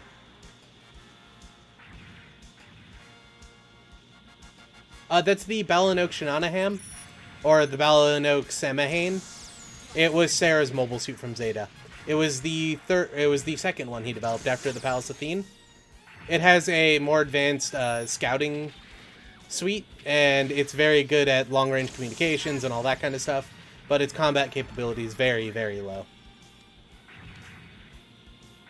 You notice when I lock onto enemies those numbers under its HP? That's how much ammo it has. It's kind of useful. I wish a better unit in the game had it, but...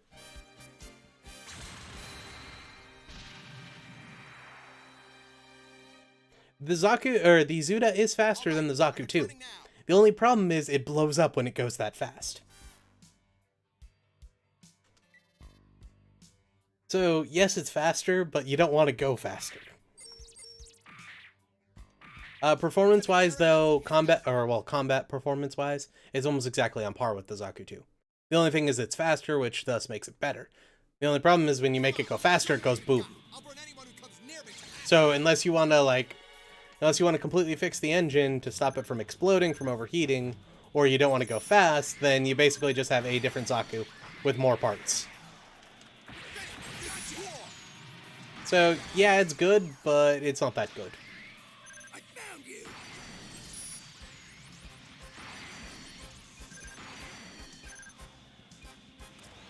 You still fighting? And what about the Rick Dom? The Rick Dom is just the space-capable version of the Dom. Really, the only difference is they added an AMBAC system, so it could move around and reorientate itself in space. And it had more thrusters, so it could move. And they technically changed up the jet legs, but not by much. They're just more explosive now, because they're a lot more open.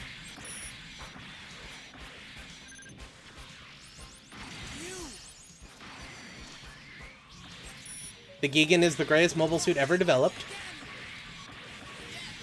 It is literally a trolley cart on casters with a gun mounted to the top of it. It is a car with very large wheels and a mobile suit cockpit for some reason.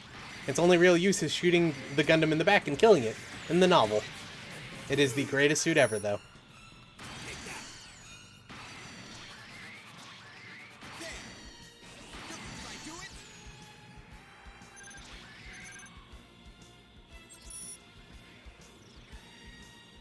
Well, by the time the Zeta came out, they couldn't have actually given it to Char because he already had his Zaku 2. And unless Char decided to switch up himself, because he was already an ace, they weren't going to switch his suit. Because in Zeon, aces get very attached to their whatever mobile suit they have. So there are people like Austin who still uses a Zaku 1, even though the Zaku 2 and the Dom is out. But he refuses to use anything else than the Zaku 1.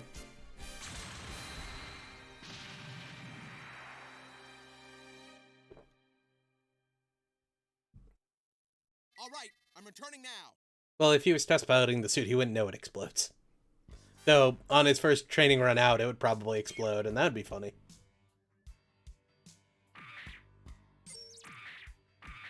Lieutenant Jared Massa heading out. The GM cam-off is kind of a... It's a good idea, but it's weird. The GM cam-off is the false flag operation mobile suit that's designed to just look like a GM from far away, whereas close up it looks different. Or it looks like a weird Zaku that's painted to look like a GM. It's interesting, but the thing with the GM cam-off that makes no sense is... Goddamn, you talk too much. But, the fun thing about the GM cam-off is they have Garangar GMs, which are just captured GMs. Yes, sir. That they designed to look Zeonic-like, right? Why wouldn't they just capture a GM and not repaint it if they needed false flag operation stuff? Like, they had those, so they just weren't using them for some reason. They're using poison gas. Why modify a unit that, you know, gets caught close up when you could literally have them using... a GM that'll do the exact same thing, and if the pilot's good enough, they won't get caught. Not yet. He's good.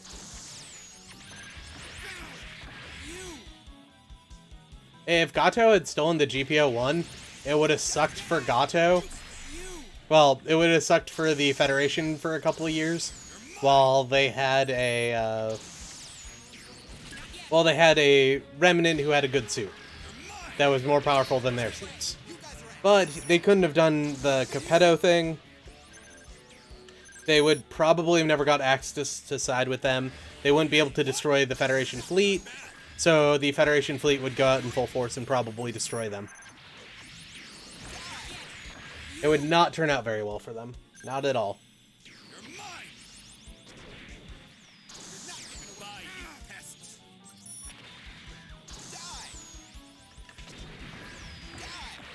This is war. Also, hey, Crazy Astray.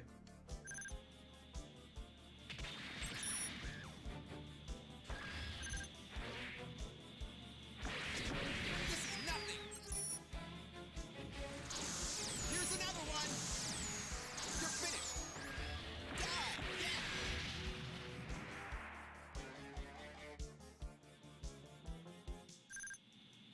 Well, the GPO-3 wasn't completed at the time. So he would have had to wait a couple of months later to steal it. And then again, it would be the exact same thing with the GPO-1. It wouldn't I'm returning now. it wouldn't change anything. Also, I got an evasion rate of 0 on that one. My god. Yeah, it wouldn't really change anything, so you'd really have no reason to do it. Lieutenant Jared Massa heading out.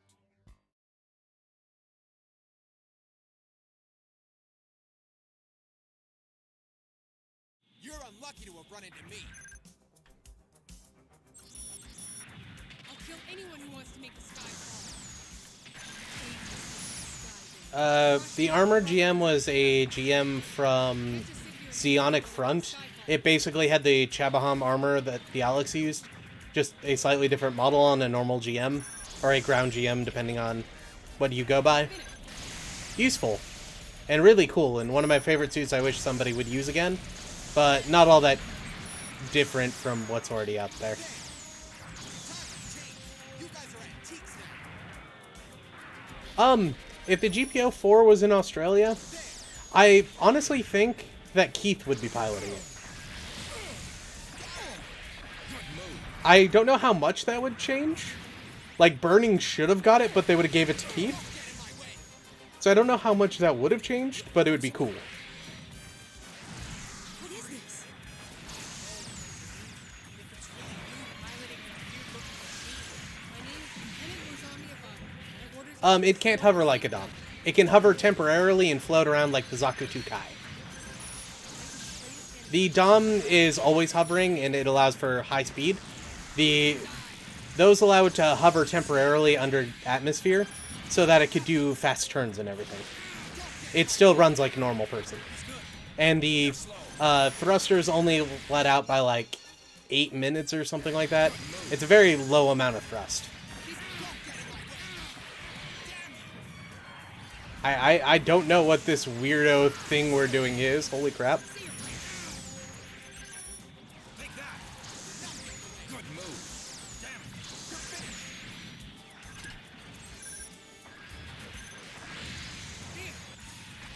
it. Zaku 2 F2 versus Zaku 2 Kai.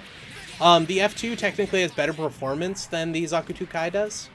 But the thing about the Zaku 2 Kai is it was a member of the United Maintenance Plan. So you could switch the parts between the Zaku 2, the Zaku 2 Kai, the Dom 2, the Gelgoog Jaeger, and those kind of stuff. So that wins in my book, because holy crap, Zeonic logistics.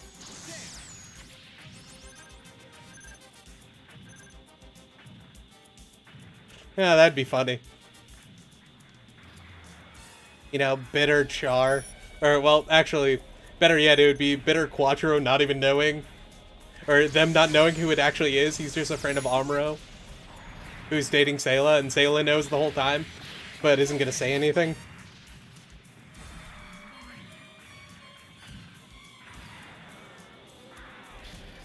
Yes, Ko is a terrible pilot.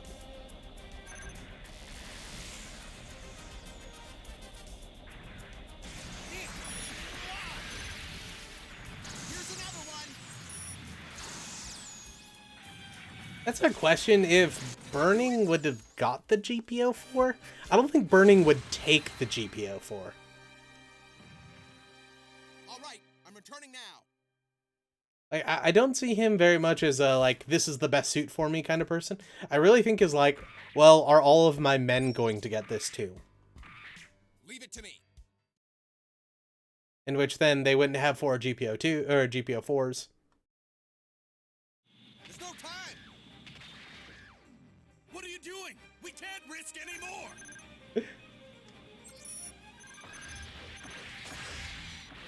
Yeah. I do love when they like have people, you know, people protest at a wedding about people getting married. It's like, if that happened in real life, it would just be like, dude, go fuck yourself. Like, it's none of your business.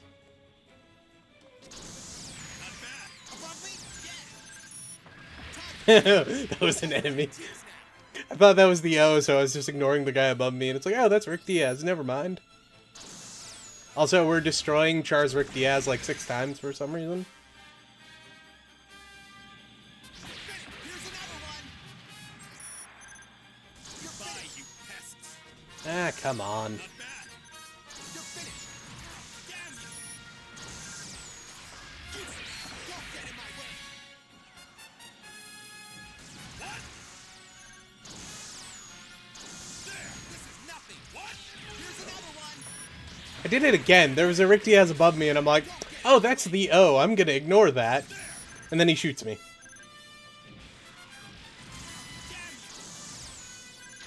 I do it? What are you doing?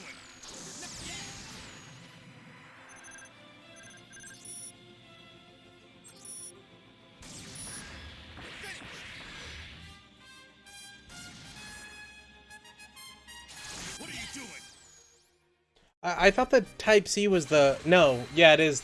They are the same ones. I always think the Type C is the cold district type, or the Arctic version of the GM. Because, Alright, you know, returning now. GM Type C, GM Type Cold.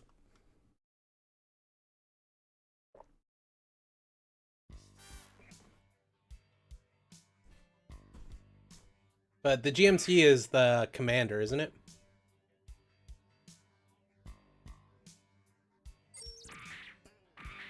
Lieutenant Jared Massa heading out. Well, dude, like, legitimately, it's still a GM. What do you expect it to have armor? Or be useful? What are you, crazy? Come on, show me what you've got. I'll burn anyone who comes near me to ashes. It's all over if they fire at the Titan fleet. Now where's the core? Is that it? I think this is the core here, the big pylon.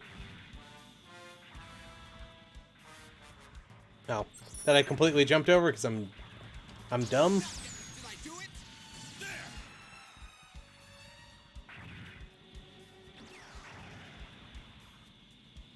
Damn, Scirocco! Any more damage to this thing won't be able to fire. Goddamn designations. Why can't the people who created it speak English? Is all I can say to that. Scirocco, he's trying to destroy the laser. Come on! You've made a poor choice for your final rescue. I'm not giving up. The Ifrit was a mobile suit that was originally from 0079 Cross Dimensions for the SNES. It was supposed to be kind of an in-between of the Galf and the Dom for reasons that it eventually became MS-09. It is the only mobile suit that created by Zeon on the planet, and only 9 of them were created because while they were technologically better than everything they had at the time, they were made on Earth, so considered inferior, but they became ace units, and for the most part, every ace who got one, they were really freaking good.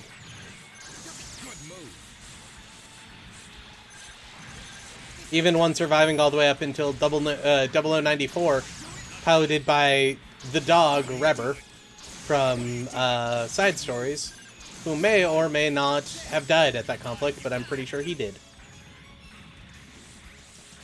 Don't take me lightly. Don't take me lightly. Behind me? Technically, the Effort Kai can work in space, but we've never seen it used in space. The Noct was also going to have a space variant in the 0081 manga, but he was told he couldn't do it. So he still drew it out and did a mech profile for it, but it never showed up in the actual manga. But it does exist. Apparently all it needed was Gelgoog parts to work. Lieutenant Jared Massa heading out. The upgraded the transformation thing for the Methus was kind of decided that it wasn't very useful compared to things like the Yagan or the GM3. But there was an upgraded version of the Methus that did come out and was used for a couple of years till they decided it was too expensive to maintain.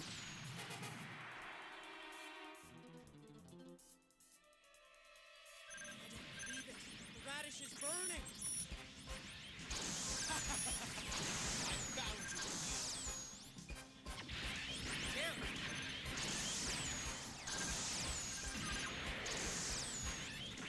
Bound Doc's not going down against that. Because of people like you that all this fighting never ends. Go away! Ah, damn it. You've got some nerve saying that to me, little boy. You're the reason I keep fighting. I haven't murdered nearly as many people as you have. I am not a murderer! You're tired of fighting? Let me help you. I'm gonna take you out right here and now.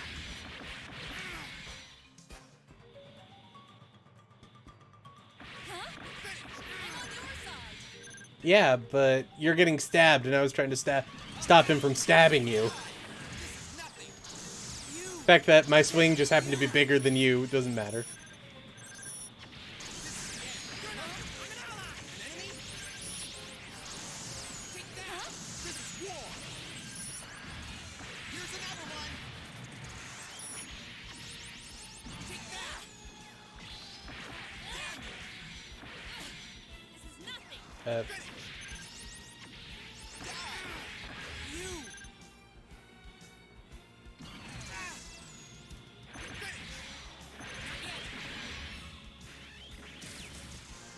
Okay, so the basic story of side stories.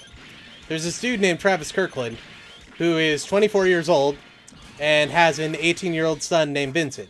Vincent was conceived while he was a spy on Side 3 Said I'd protect you, Jared. from a cafe owner who he happened to know on Side 3. Well, Vincent joins the Zeon military, and Travis joins the Earth... Well, gets drafted by the Earth Federation. Travis is forced to work with the Mafia due to some debts or something like that, for some reason. And so he and Vincent end up meeting on the battlefield while Travis is part of a slave battalion called the Slave Wraiths. Well, as it turns out, they end up hanging out together after super hacker Doris decides that they're just going to defect from the Earth Federation because Graves is trying to kill them. Side Stories is the title of it. It's Missing Links, basically. It's Gundam Side Stories Missing Links, is what the official thing's called. But they eventually hang out together, and at the very end of the story, Travis figures out who Vincent is. Except for Vincent ends up sneaking away with everyone else except for Schneider onto a Musai and going back to Solomon and the Naboa coup, where he meets up with Alex Chloe, or Chloe Alex? I forget what her official name is, but she pilots the that one with the Hades. I can't remember its name right now. I know the Trods rider.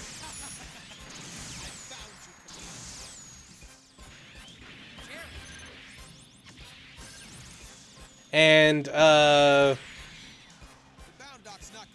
yeah, so they end up fighting that one blue mobile suit that I can't remember the name of. It's not the Blue Destiny, it's the wannabe Blue Destiny. And eventually, they end up defeating it. Oh yeah, the Pale Rider. That's it. Thanks, all four of you. But yeah, so they end up fighting the Pale Rider and defeating it, and capturing the pilot in the suit.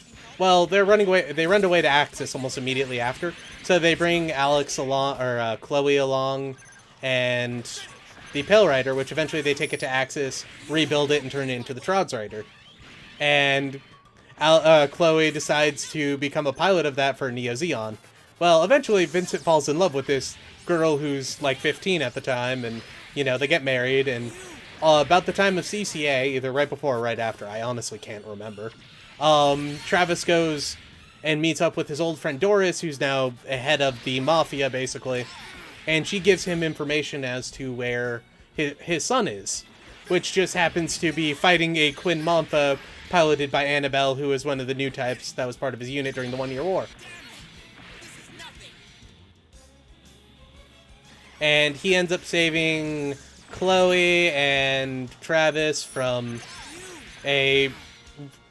It's not the Quinn Mantha, it's the, like, Mantha Queen or something like that. It's a red Quinn Mantha, basically. And he steals a Zeta 2 from... I forget who. It was one of the important characters during the story. I want to say his name was Hero, but he drives the truck. The sad fact about Side Stories is 90% of the characters are, like, forgettable. The only reason I know who Guy Helmuth is he has a Buster Sword on his dome.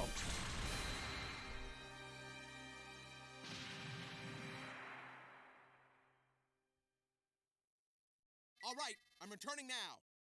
The Zaku 1 Commander was piloted by Garrett from the end of Zeonic Front. He got wounded during the Battle of Loam and couldn't pilot a mobile suit anymore, so he was in command of the Midnight Fenrir. Well, the Zaku 1 Commander was all of the technology that was used in all the mobile suits for the Midnight Fenrir team that he just kind of stuck on a suit and used to cover their retreat while they escaped back into space. He survives, though. And while he survives, he eventually goes back to the planet to stop Sophie and Wretch from becoming rebels and working with Desert Rommel. I was about to call him Erwin Rommel, but it's like, wait, no, that's the Nazi. Never mind. Lieutenant Jared Massa heading out.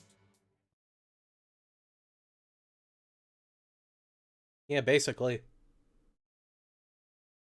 Come on, show me what you've got. I'll burn anyone who comes near me to ashes. Yeah, the story of side stories is all kinds of messed up. But just watch my Genesis video on it. I think I went on a 9-minute rant about it. It's very stupid. But basically, the Slave Right has every advanced tech in October of the 1 Year War. I mean, it just kind of has them. And it's like, why aren't they using these if they already have them and they've already been tested? They also fixed the issues with the exam system before they knew it. They were issues with the exam system. The Akai was a mobile suit from the original MSV. Or, not MSV, it was actually in the original Mobile Suit Gundam. It was piloted by Akihiro, or Red Nose, as his codename was. He was one of the guys who helped assault Jaburo with Char. Along with Boris Johnson, I mean, that guy who piloted Zazak. And it was an aquatic suit that wasn't really good at anything, but it became popular from Palmo, or the original version of Gunpla, for being used by a cute character and creating the bear guy. Made it look like a teddy bear, basically. But there's the Road Across North America, which is a manga that I think is in English, that came out, that has the coolest things about the bear guy ever. And also, they're brought up in Gundam Katana. What are you doing? I love bear guy. I don't know what's wrong with you. Everything, that would be the Pale Rider that was erased from the Federation databases, because the Slave Wraith was just a ground Gundam that had stuff it shouldn't have. It wasn't really all that advanced, it's just, for the time, it was literally cutting edge.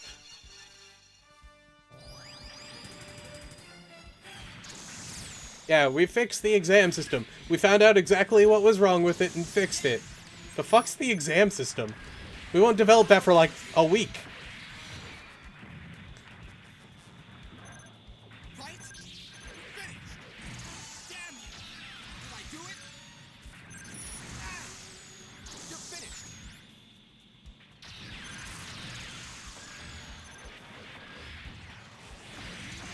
Did I do it? Oh, dude, so look up this manga. It's called Ride On King. R-I-D-E space O-N-K-I-N-G. Turning now.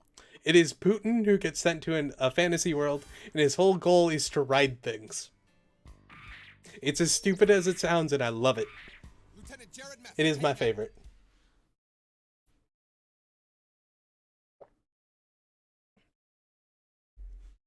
You're not gonna strike first?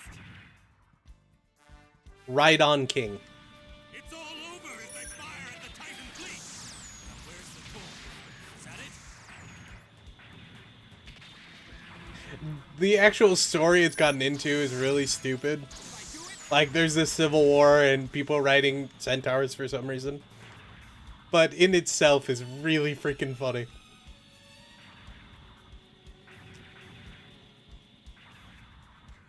Damn, Shirako!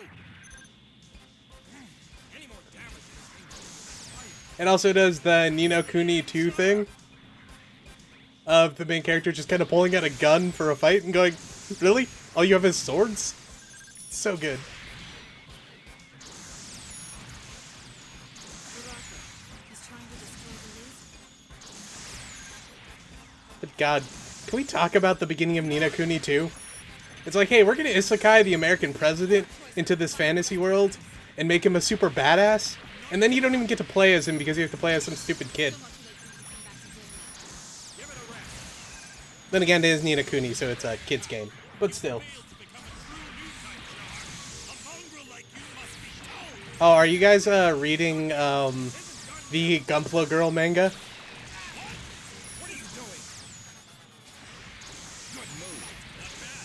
It's literally a manga about a character who really this girl who really likes Gunpla and her friends. It's so good.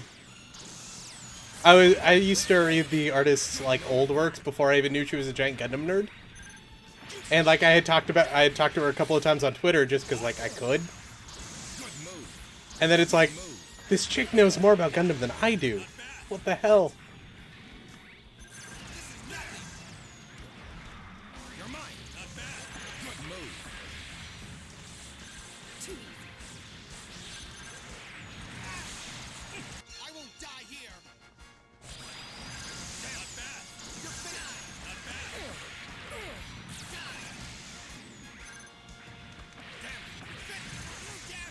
Yeah, if you're on the subreddit, or not the subreddit, the Discord, I will try to post it later, if I remember. It's really good, though. You're mine. I is fan. Not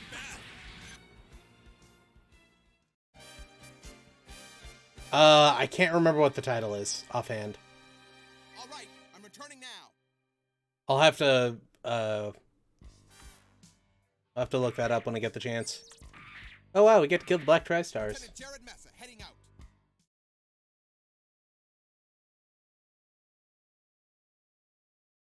Come on, show me what you've got. I'll burn anyone who comes near me to ashes.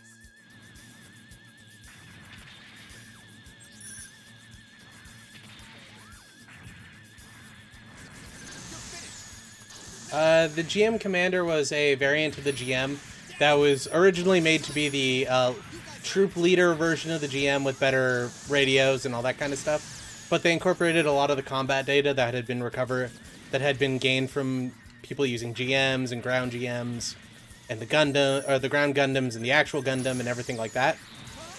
And they managed to improve the original GM's combat capabilities by like 15 or 20%. And that became the GM Command. Eventually, though, that version of the GM just became the mainline GM, and the GM was upgraded to that because, unlike Zeon, all the GMs are inter-upgradable. Where did you guys get Rick Diaz's?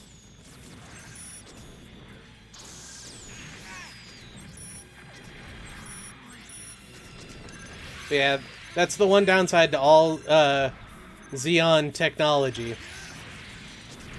Is they didn't have interchangeable parts till the very end. So if a part broke on your Zaku, you couldn't pull a part off of your Zaku 1 to fix it. You would have to order a new one from side 3.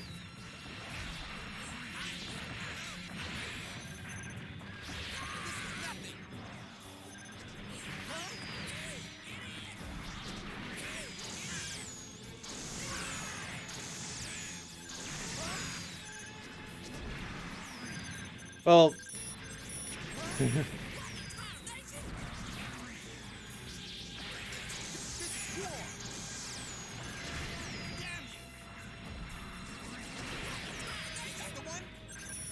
God, I forgot how freaking Southern Ortega is.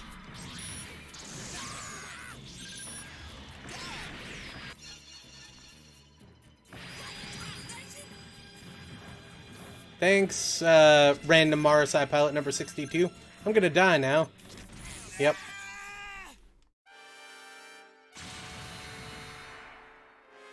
Yeah, if the United Maintenance Plan had come, like, you know, in the middle of the war, even, like, a few months earlier, it would have been so much better for Zeon's logistics. Like, instead of having to make 2,000 parts, they'd have to make 200 parts. But no. You're not gonna strike first?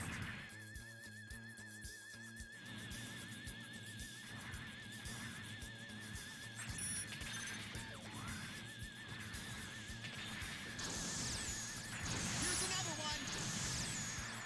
Yes.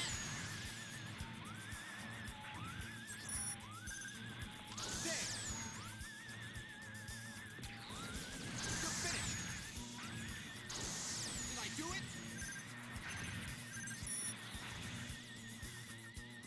I saw that buffering emote and was like, what the hell? You're finished. Die. Like, I didn't know comments loaded like that. God. Fuck you, buddy. You deserve a raise, Gaza pilot.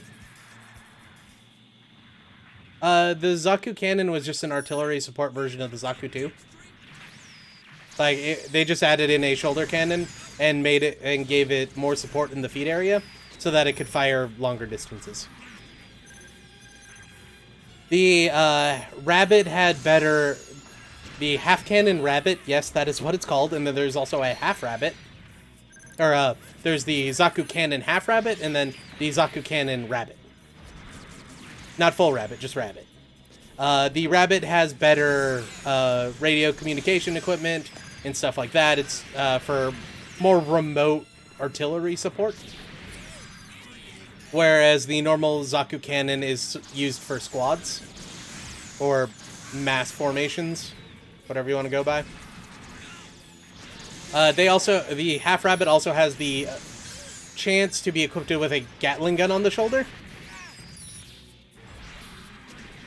But the Gatling guns are pretty shit. Like, they would break down all the time and have tons of feeding areas where you would have to get out of the suit to use them. So they weren't used very often. Oh my god. It's like literally miss an attack, shoot my feet, knock me over, wait till I stand up, shoot my feet, knock me over. I mean, like, good job, Black TriStars, but what the fuck, man?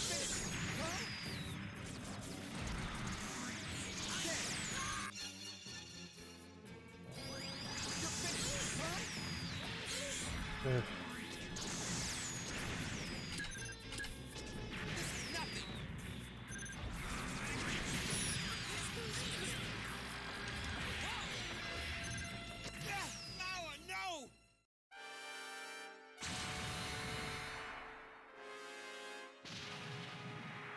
And I even failed to avenge my comrades. Oh, it just plays that during the Aboku. It's just the stage music. Leave it to me.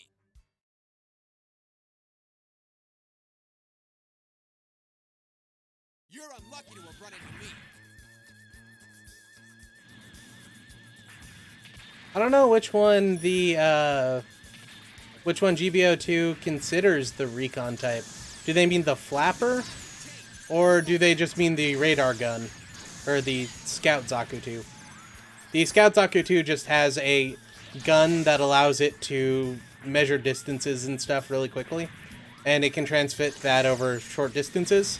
The flapper has a, like, detailed sound, light, and like temperature reading system that allows it to get artillery loadouts and everything from enemies that it can see at like 20 miles away.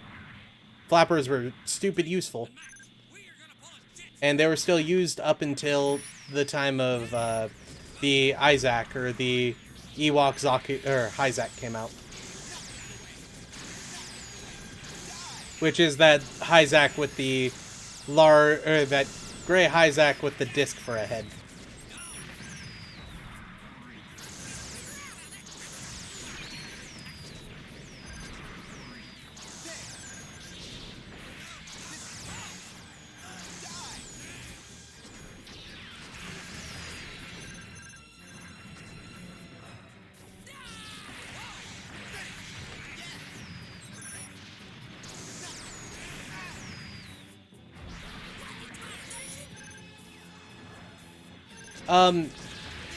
So you still need intel and that kind of stuff from your enemies, so that's why it's still a thing.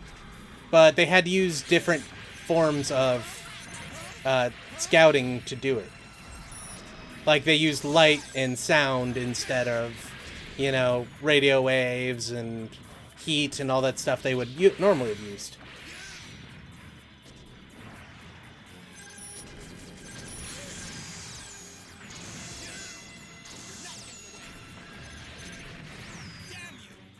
But you always need intel on your enemies.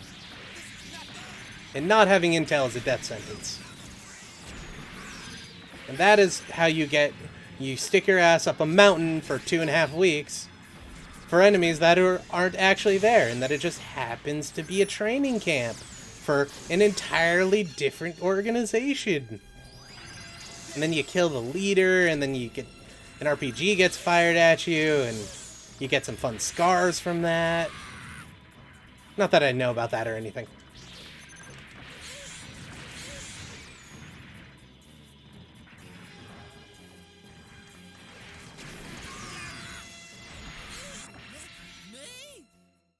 The Desert Type Zaku was a Zaku that was converted for use in the desert. A lot of the filters and everything were modified so it wouldn't let sand in.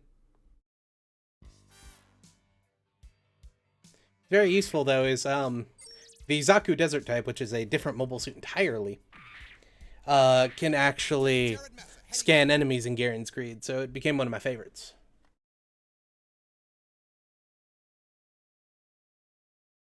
Come on, show me what you've got. I'll burn anyone who comes near me to ashes.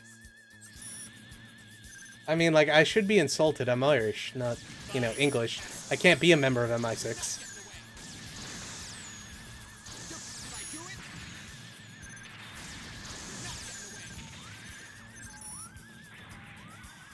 You're finished.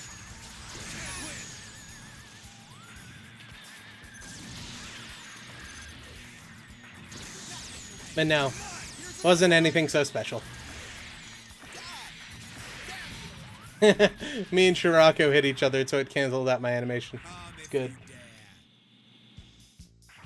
I mean, like, again, I'm Irish, not, you know, North Irish nor English, so I can't be a member of the IRA anymore. They only let in North Irish members and only communists. It's real stupid. Like, the IRA stopped being a thing in the 60s. Well, and for the most part, anyway.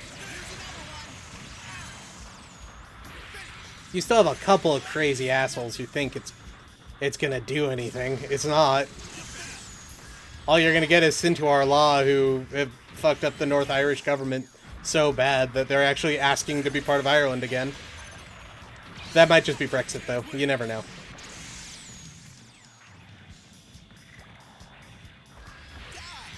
What are you doing? This is war. You don't always expect your enemy to fight fair and square. I mean, I'm half German. Oh, mostly German. There's some Russian in there, some German, some Pole. Bye, you pests.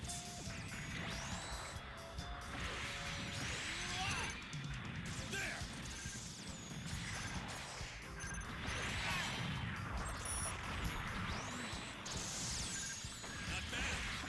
God, why do these Gelgooks have so much HP?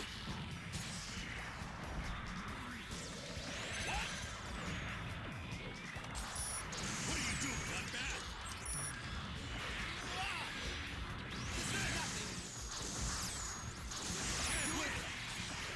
What are you doing?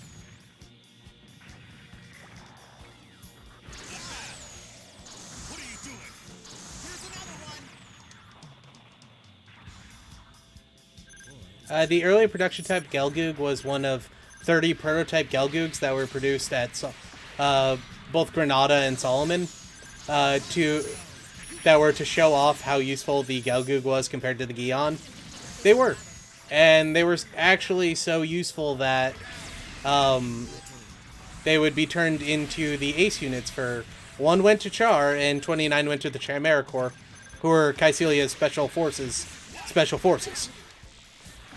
They, you know, held things like Zabi Gold and a mobile suit manufacturing plant that fit inside of a Zanzibar.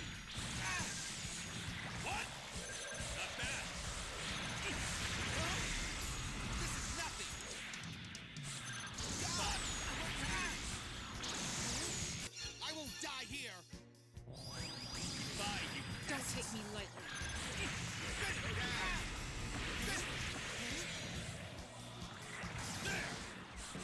Times have changed. Finally. You guys are antiques now.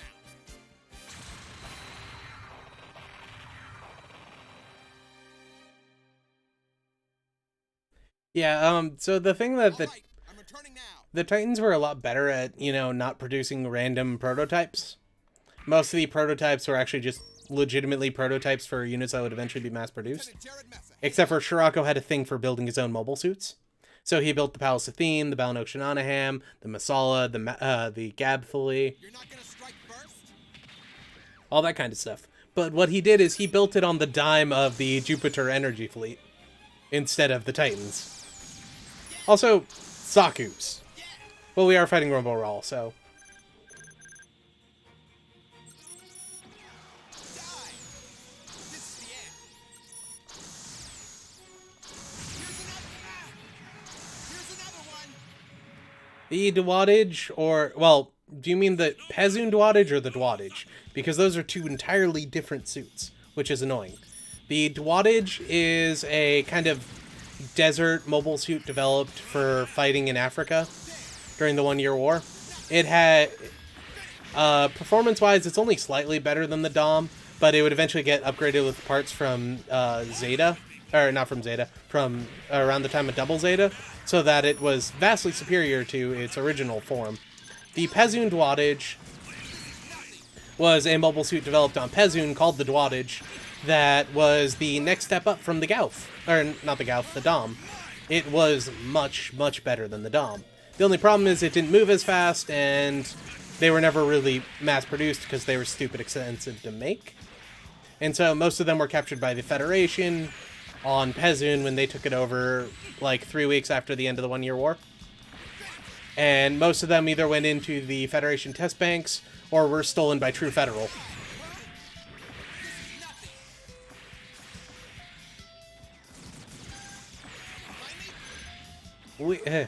Which Dwadage are you talking about?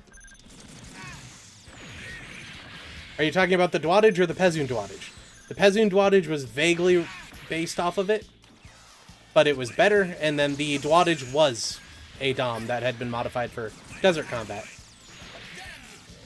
You could say that the Double Zeta version of the Dwadage wasn't, just because parts-wise it only shared an outward appearance of it, but yeah, it's really just semantics, come on. I won't die here.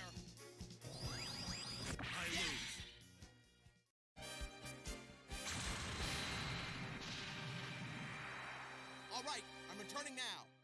So the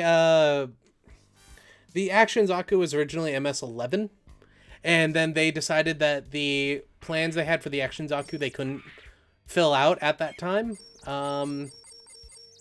Kind of wish I had the Palace Athene because it would make this fight stupid easy, but we have all beam weapon units. Heading out. Yeah, so it was supposed to be MS-11, but I think it by the time they actually got it out, it was MS-17 or something like that, when they could finally mass produce the beam machine gun. And so few got out. The first ones that got used were actually by the Titans, though that would eventually be retconned. They were used in Jaburo and everything, but that eventually be retconned by Encounters in Space and the sequel manga that came out, or well, the novelization that came out from Adventures in Space called Blazing Shadow in a Blaze, or Blaze in a Shadow, or some weird crap. It's the Thoroughbred series. That would eventually have them used by some hardcore Zeonic fanatics who wanted to stop the peace federation between the Principality and, or the Republic of Zeon, I should say, and the Earth Federation from getting signed. Final victory will be ours. But of course they failed because of the because of the Gundam 4 and Gundam 5. Or actually just the Gundam 5 at that point. Gundam 4 is already gone. And this one hero Gelgoog pilot.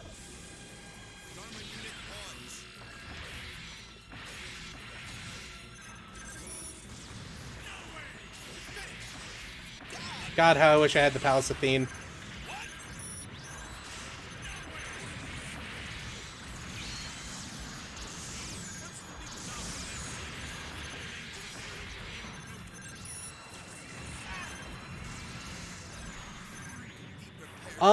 I don't know if I'm gonna do Zeonic Front or Encounters in Space next or something else entirely. I have no idea.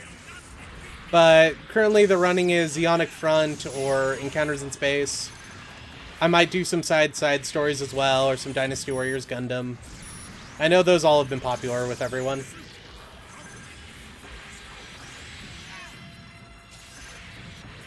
But it hasn't really been decided just yet. I imagine, though, we have about 4 or 5 more streams of this left. And then... I won't die here. yeah, and then we'll work on something else. Pixie was the counter to the effort from 0079. It was a fast attack mobile suit developed for Amuro that was supposed to be passed off to him when he ran away and hung out with Rumble Rawl for like a day or whatever. It had less armor and a weaker reactor than the standard Gundam, but it had something that allowed it to travel under radar and that kind of stuff, so that it could get away fast.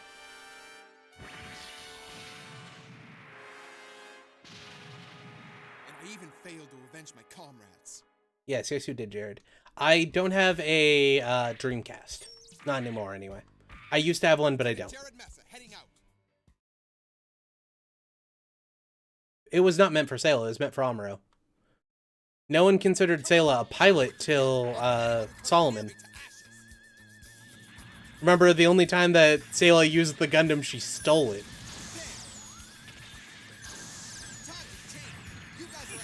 Would she have used it if they got it? Probably. But that didn't happen. And was it the paint, or was it, like, something else? I remember it's called, like, the Inviso Shroud or something weird like that, but I don't remember what it exactly was. Yeah. Here's another one. Final victory will be ours. I'm launching. Yeah, she kept stealing the Gundam, and that was the problem. Oh yeah, and I'm probably never going to show you guys what I look like. Sorry. That's just not going to happen.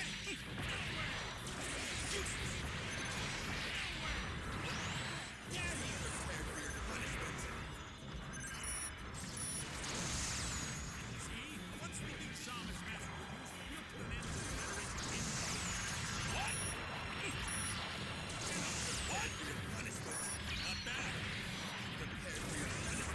I'll get John to live stream himself building Gundam, or Gunpla, and then I'll just commentate over it and call him an idiot. It'll be great.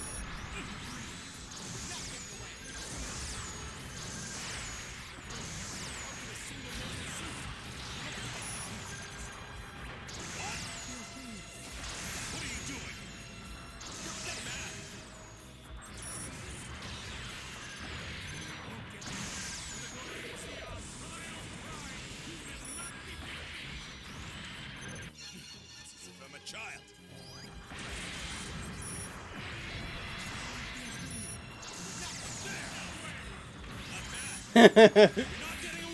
If I had a blender, I would probably just, you know, blend one up for fun. I wouldn't mind making a GIF out of it. I have a strike, I could do it too. It was one of the first ones I made, and it's not very good. And I made a better one like a couple of years back. So I still have the old one, though.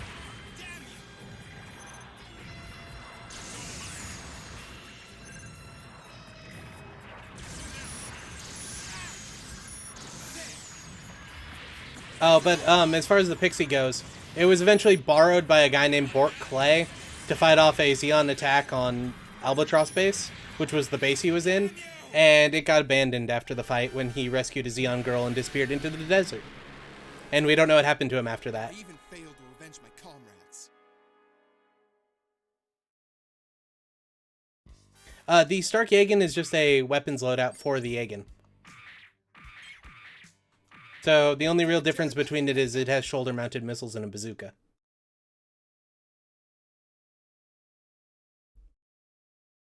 You're unlucky to have run into me.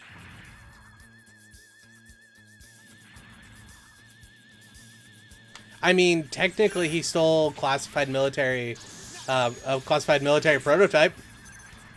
So technically he was a criminal. What are you doing? But he wasn't really a traitor as much as, like, he got abandoned on base and had nothing else to do. So he just disappeared.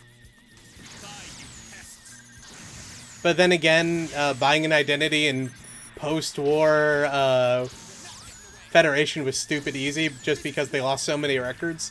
They didn't even know who half their citizens were. Final victory will be ours. The prototype Gundam is a bit worse than the normal Gundam. You'd think that they were similar because they're built at the same time, but the reactor is a lot worse than the original Gundam. And to the point where it had to use captured Zaku weapons when it was employed. But it could use a beam saber and everything, so it was still better than the Zaku. It would eventually be destroyed by a Dom prototype in Transylvania for reasons that we'll get into one day, but not today. And it used a Zaku machine gun and a Zaku bazooka. I think the Origins version allows it to use the beam rifle, though. But I could be wrong. Also, what the fuck is this clusterfuck?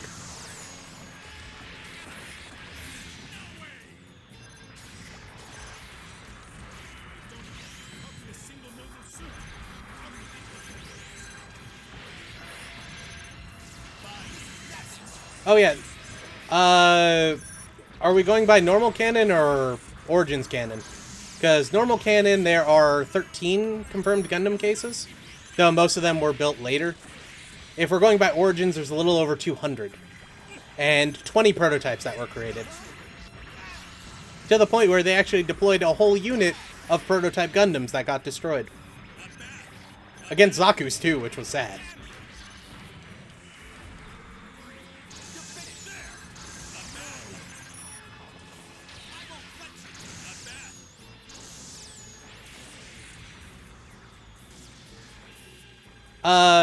So it's kind of, it's technically pronounced Jigen, but the word they were basing it off is Spanish, so it's Jäger. The Japanese will call it Jigen, but I call it Jägen because I know the actual word they mean. Yagar. And I feel weird saying Jagar.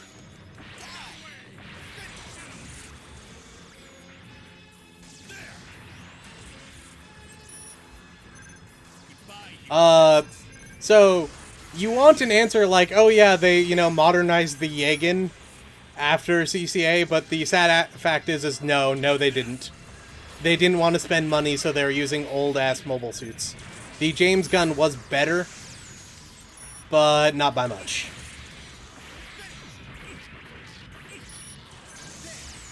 Mobile suit funding, especially after CCA, went down the toilet.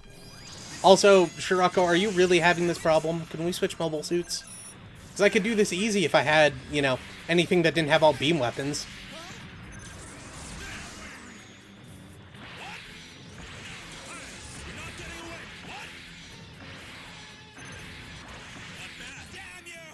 Damn it.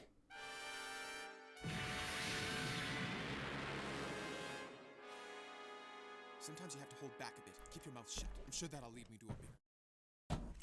Give me 1 second.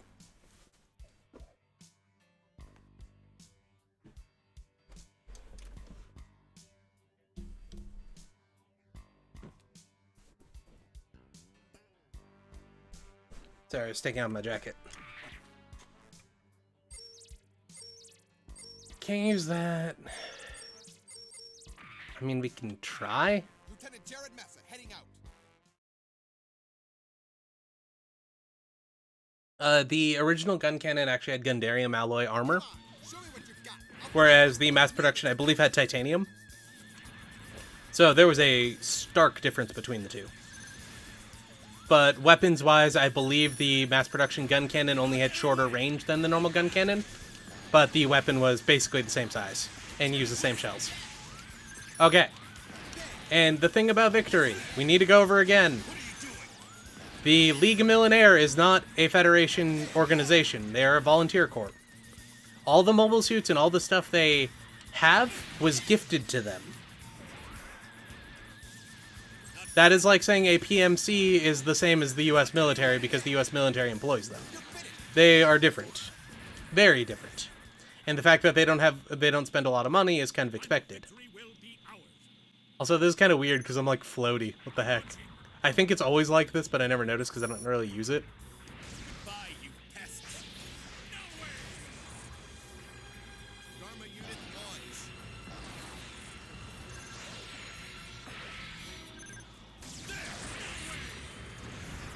for your punishment.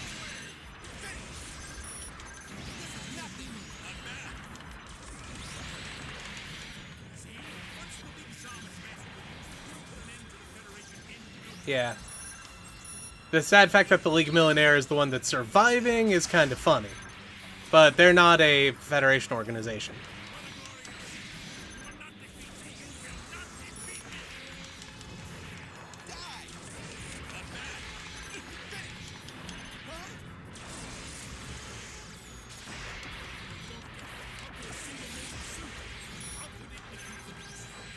Where's that dude in a saberfish when you need him? Or core booster.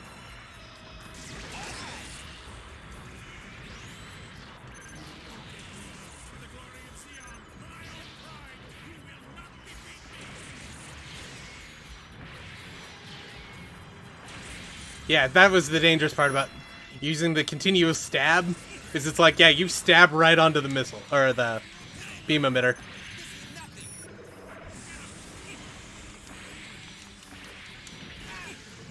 Oh, he was slightly off the ground there. Of course. Not bad. What? Got you. This is nothing. Oh, no, you won't. What? Every time, Shirako. Every time.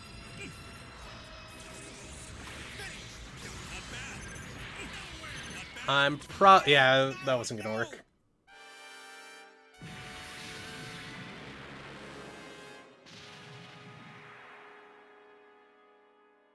Sometimes you have to hold back a bit. Keep your mouth shut. I'm sure that'll lead me to a bigger.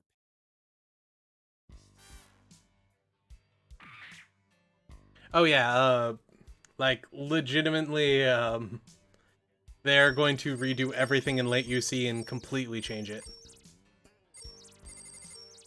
Do I have leg missiles on? Oh wait, no, that's a beam launcher. Damn it!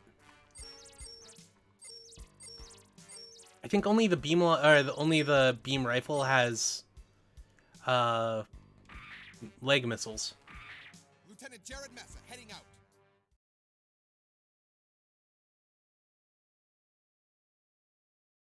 Now, if the zombies never took over and never militarized the nation, I'm pretty sure that that Side 3 would have been just ran over by Federation forces. Like, they would have tried to rebel, but they wouldn't have had, like, mobile suits or anything, or any, decisive victory over them, and Loam would have been a slaughter on the other side. Like, a majority of the Zeon Navy would get destroyed in a single battle. But yeah, they're gonna retcon all of late UC most likely. I'd be surprised if they don't keep Crossbone as a thing because of how much people like it and how the suits do. But I don't think we're ever gonna see it animated because it's not owned by Bandai, even though it was supposed to be written by Tomino. Final victory will be Gaia Gear is never gonna happen, man. Never. And so with UC2, I'm pretty sure they're going to bring the unicorn out. And it's either going to get destroyed and the super unicorn is going to come out, or it's going to survive and they're going to have an upgraded version called like the Unicorn 2 or the Banshee Unicorn or something.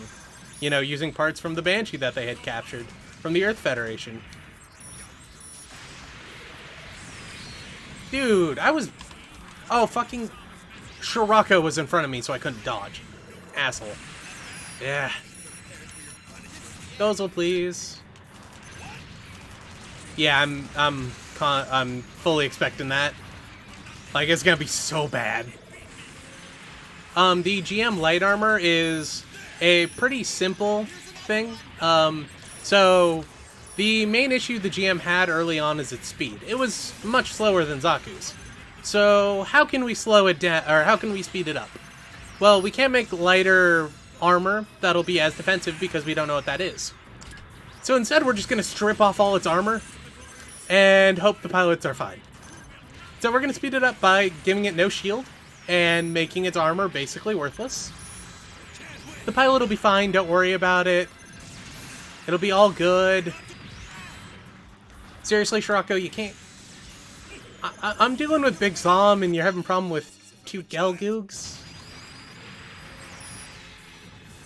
It's like either I take out the Gelgoogs and you take on Big Zom, or I take on Big Zom and you take out the Gelgoogs. And we know how this works for you both times. I mean, if you want G-Saver to be canon, it's canon. Like, who cares? They're retconning everything with Unicorn anyway, so... meh.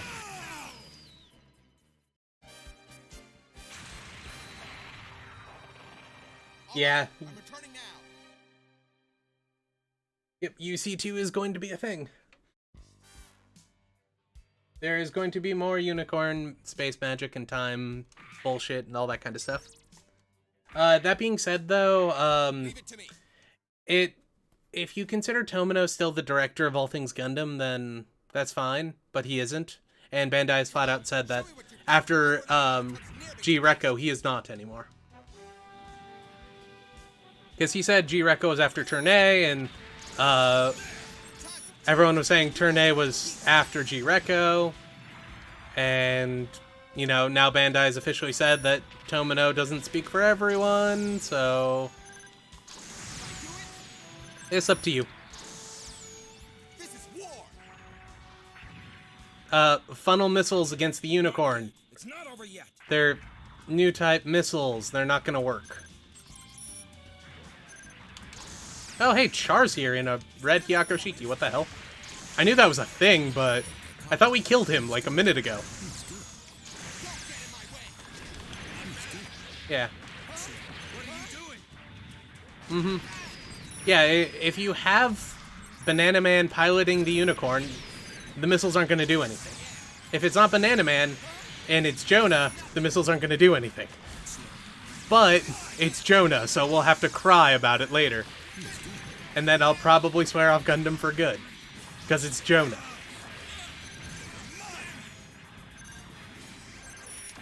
I wonder if this is Apolli and Roberto, or like Ortega and Mash or someone. Or that one, according to that one guy, it's just a Rick Dom.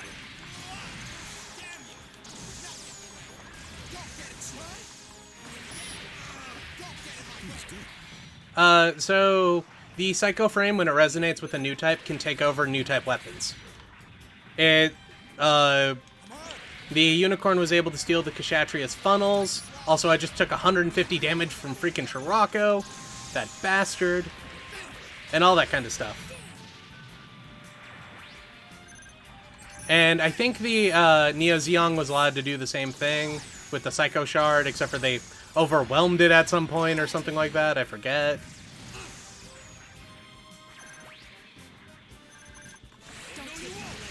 Don't take me late.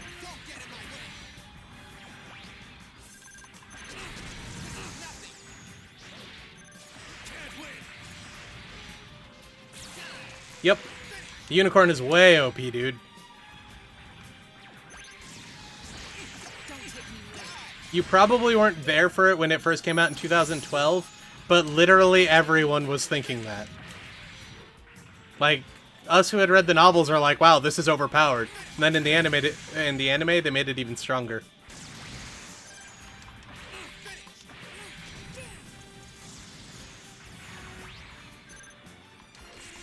Well, so the UC is supposed to be Gundam's real robot series. Like, magic powers only kind of exist, and they don't really do anything too big up until the Axis crash, which killed the pilot.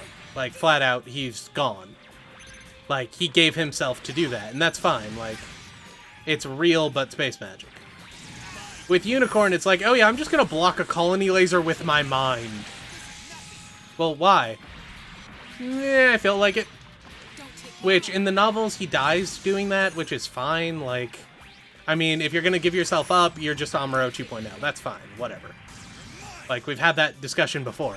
But since he survived with NT, it's just kind of like, so you're just, like, the greatest man alive now, aren't you? Judged.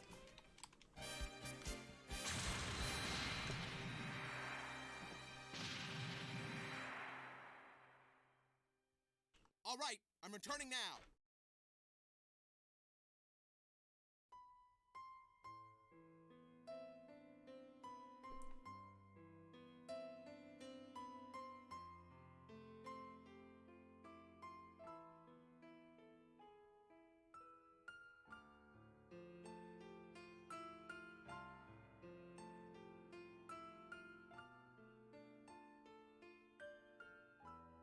Oh, it's not that one. So this is one of the perfect endings for Jared. There's one that shows the God Plant surrounded by big zombs. That's what I was thinking of. So the Zaku 1 sniper type was a modified Zaku 1 that was connected to a ship-grade Minovsky reactor of a fat uncle to use a beam sniper rifle that was like 3 or 4 times more powerful than a mega particle cannon. The only problem with it is after a couple of continuous shots, it would melt the barrel and warp it so that it couldn't fire anymore. It was really cool, yes.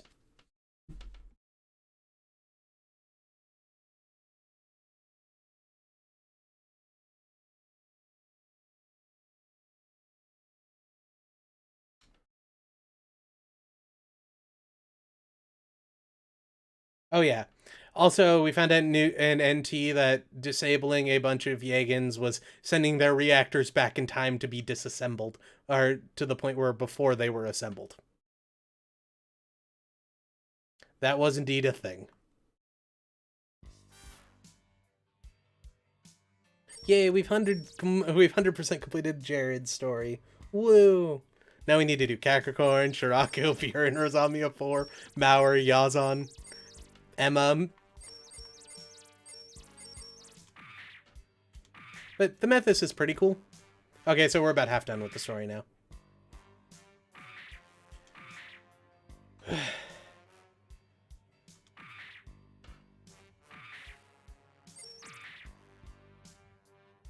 I like the Memphis a lot more than I like the Mega motorcycle from Double Zeta. Hey, I saw it in the theater. It was really cool.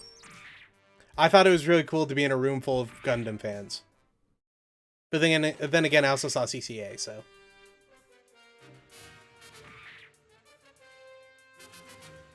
I'm not sure about the MS distribution part, but so the ground Gundams were mobile suits that were cobbled together from parts from the ground GM, the leftover Gundam parts from Side 7, and a couple of prototype or stuff they had built just because. And they had started giving them out to the early MS teams to help kind of win the front on Southeast Asia, which was getting pushed back when they had a major base in Peking in China.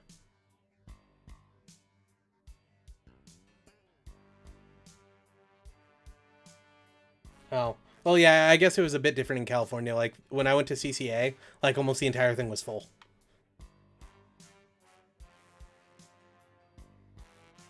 But yeah, look into the Super Nobel Gundam then, Astray. Like, it quite literally has Sailor Moon's full power version as a mobile suit. It's kind of funny. So we've completely finished up Jared. To the point, well, oh wait, that's Lila. Yeah, to the point where, like, we win. We got the perfect ending there. Next week, we'll work on getting the perfect ending for Zeon, and then we'll finish up the story. There is an Amuro Zeta route. There's an Amuro on the side of the AUG route, and then once we get Lala to join the Titans, we will get an Amuro Titans route. But we need to complete up all of the Zeon storyline to get, like, literally everyone's story to get it. It's really dumb. I did most of Amuro last week, I believe, or at least parts of it. There's a little bit left we need to do, but I hadn't done any AUG today, just Titans.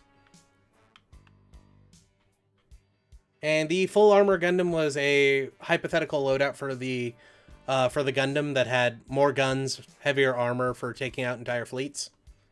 It didn't really work out very well. And it was kind of defeated at Abaoku by people who believe it to be Shin Matsunaga in a White Jaeger, but it was proven that that wasn't actually Shin. That was somebody else. Shin Matsunaga being one of the Zeon aces.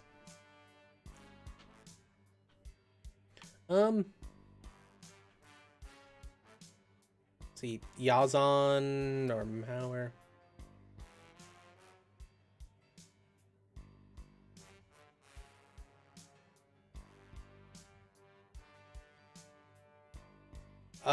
So if Char were to destroy the planet in the end of CCA, the exact same thing would have happened whether he had destroyed the planet or not. People would have got off the planet, but society wouldn't have advanced. Their society just can't handle it. It'll have to fall apart for anything to successfully happen, which even in Gaia Gear and all that stuff, you find out that that doesn't matter either. Okay, Yazan, Zeon team. Let's go. Yeah, in this game, if you can get the CCA early, you can get Amuro and the Titans. All right, spread out.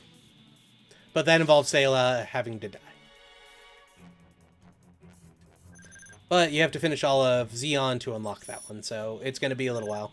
That'll probably be the last stream. Gaia Gear is a story set in, I want to say, 223 UC. It's the last in the continuary late UC timeline. It's about a clone of Char named Alphonse Char, who leads a rebellion against the replacement to the Earth Federation. He leads a organization called Mimorez or Mimorize or something like that. It's an interesting story. It's an audio drama. It was on YouTube, but I think they took it down. I honestly don't remember anymore.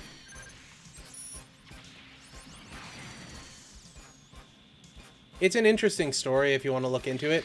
And some of the mobile suits look really cool, but they're definitely not Gundams. They're like... honestly, they're kind of what you'd think Robotech would make a Gundam look like. If I could say anything. Or like the Godzilla designers who weren't also Ultraman designers making Gundams.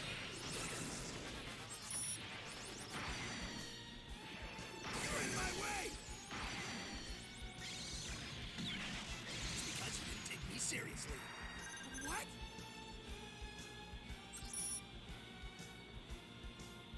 Well, you'll find out the story a little bit later, but basically when Amuro joins the Titans, they aren't the Titans you think they are. They're actually kind of nice guys. There's also a Camille Titans route that we can unlock eventually. I forget what requires that one, though. I think we have to get the Lala joining the Titans for that. They're firing on their own people. Seriously, what the hell, Isaac, man? Take that. From above. Next.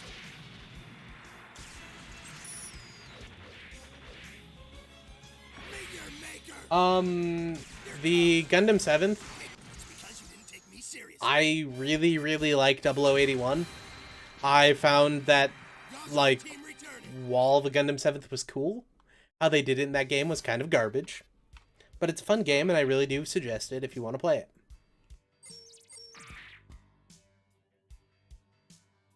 Oh, okay. Yeah, I didn't know if they had it taken down or not. I know the guy was talking about it might have been taken down, but I guess it didn't. Or he might have just put it back up. I got Saw nothing. this glow. Did you see it? So the Zeon trainer was a GM that was converted for training. It has lighter armor We're moving when the anti-air fire dies down. Our target and is Zeta. different sensors. That being said, it also still can use a beam rifle and still can work in combat if you need to, but you don't want to use one of those in combat if you can avoid it. Take that. Get out of the way. You're finished. Gotcha. Damn you! Gotcha. You're finished.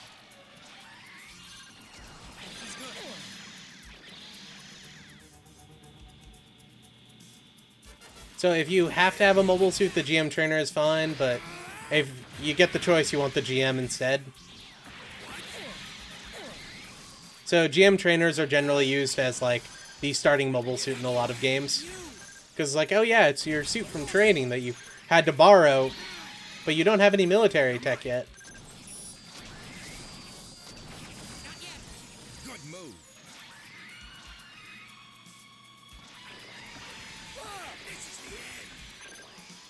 Oh my god, just latch onto him before he kills Dunkel. Oh wait, he did kill Dunkel.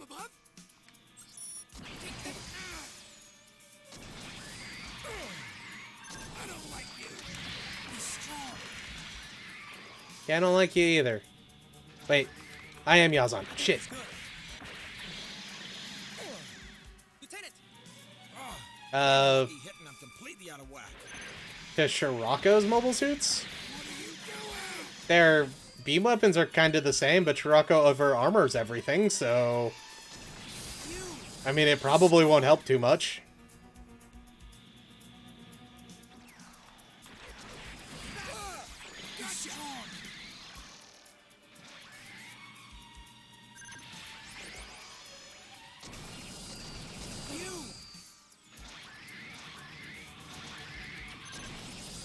Next! I'm gonna die here.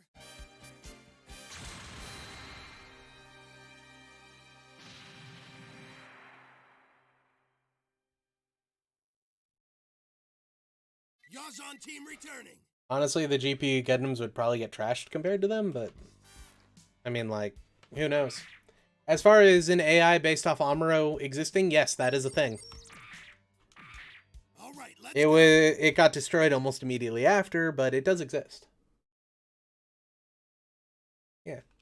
Well, I mean, there's also a theory that Full Frontal could be Camille, who decided he was fed up with the Federation and joined with some Neo Titans and used some of Char's new type stuff that made him into Full Frontal.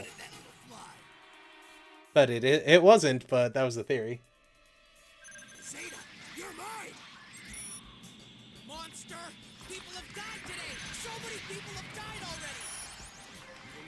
already! I believe the Bio Brain is the same thing. If that's the Jupiter Fleet one, yeah, or the Jupiter Empire one. Though in, I think it was Super Robot Wars V, it was just an AI, not like any fancy Psychomance tech. Without even a second thought! That's a horrible thing! What's going on here? What is it about fighting that brings you so much pleasure? You're nothing Well, you see, I really like sticking my sword into things. It makes me feel like a real man. Barrier?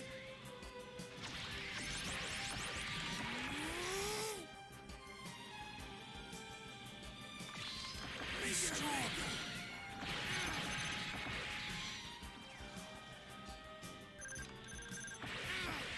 Not yet!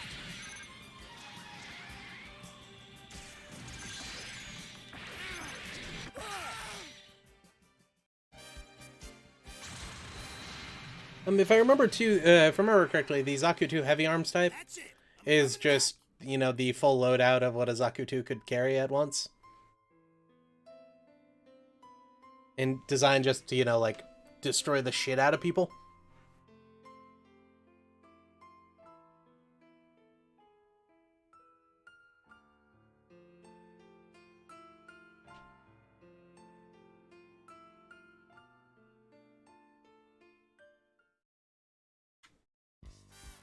Hey, we got Dunkel and we got Ramses.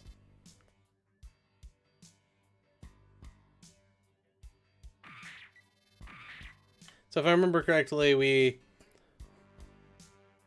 where's Yazan? Yeah. We fight Camille, we do one more battle, we end the war.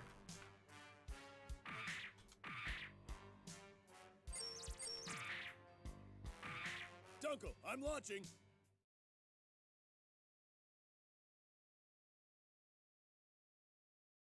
Yazan did survive. He was in the first few episodes of Double Zeta, Barzam team, let's go. where he tried to steal the Zeta from the Argama, and then eventually he would become the bodyguard of the Federation Prime Minister's adopted daughter. Zeta Gundam, Camille, let's do it! Yakoshiki out. All mobile suits don't fall behind. He's good. He's good. Not yet. Like you. Be strong. And the adopted daughter may or may not think she's actually Johnny Ridden. He's good. The Bra Bow is a mobile armor designed by Zeon that used wired bits. So, and it had which was kind of a psycho system that anyone could use as long as they weren't a new type. And it allowed them some measure of bit capability, but not very much. It was destroyed by Amuro in, I want to say, episode 36. It was piloted by somebody named Simus, who I thought for the longest time was a guy, but is actually a girl. Be strong. You're mine. He's good. You. is good. Good move. What?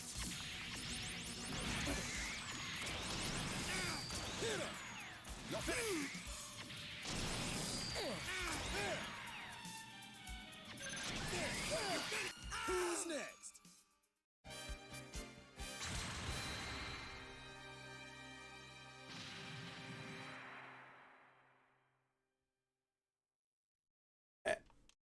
Everyone doesn't think Yazan's Johnny Ridden. They think the 10-year-old girl Yazan's protecting is Johnny Ridden. Yeah, just wrap your mind around that. Ain't that freaky? I'm heading out. The RAGZ was a mass production version of the Zeta with improved technology for CCA. It was used by Amuro and a couple of other aces for a little while during CCA till he got upgraded to the new. But yes, the RAGZ custom does in fact have an AK.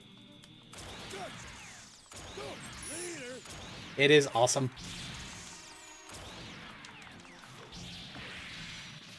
Zeta, you're mine. Monster! People have died today! So many people have died already! Was Escaflowne ever translated into English? How dare you enjoy this? I honestly don't know.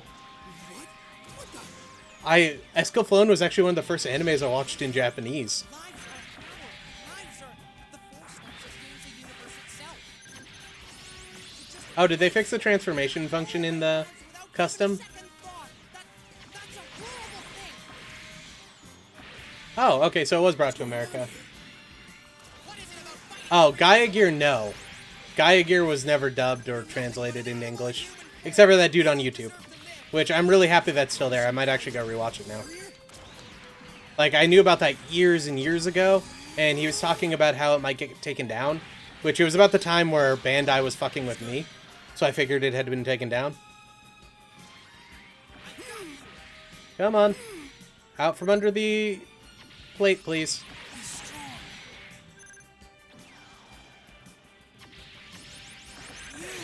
No, it's the other way around. It's, oh, you're the Crimson Lightning. Oh, right, it's good to meet you, the Crimson Lightning Char Aznable. Because everyone gets Johnny Ridden and Char mixed up.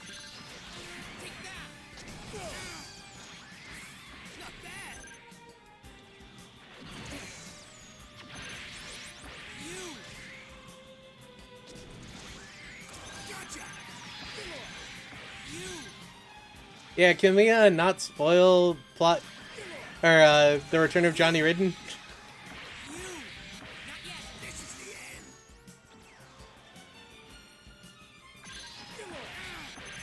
This is it. Not yet. But yeah, it's Yazan's in it. There's a 10-year-old who pretends to be Johnny Ridden.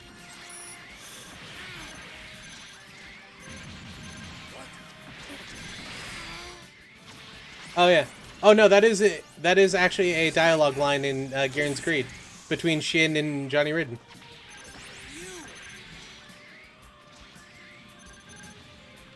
It's over. You. It's over.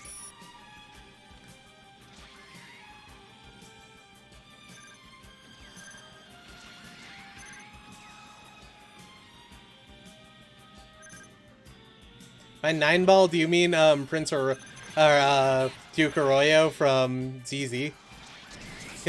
He's bald, I know he is.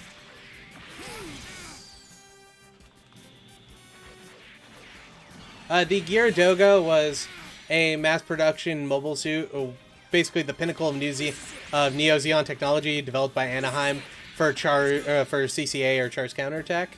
Only 40 were originally produced, and they were all used on an effort to drop Axis on the planet. All but like 12 were destroyed, and most of the ones that weren't destroyed were used by the sleeves and then destroyed like 3 years later. The Rosen Zulu was a non-new type version of the Gira Zulu, which was an upgraded version of the Gyaradoga, which was actually kind of a side grade more than anything. And it had wired bits. It was used by Angelo Sopper, who, you know, was in love with Full Frontal, and I believe he survives. He might die. No, he gets picked up by the new type Ghost and then pulled out of his body. That does happen.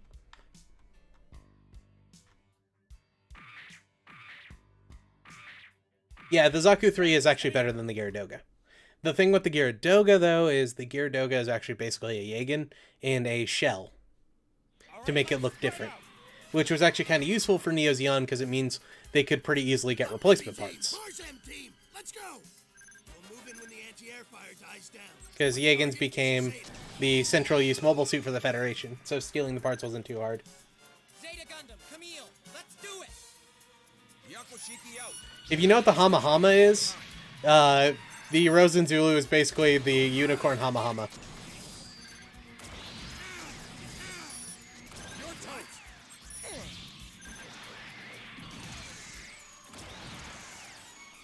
He's strong.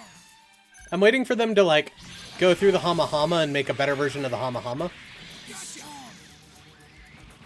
Because we didn't get one of those in Unicorn.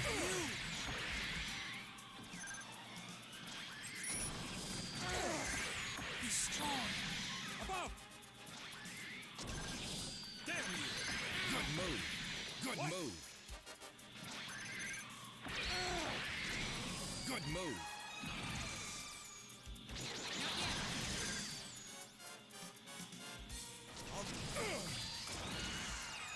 Your toast! You there!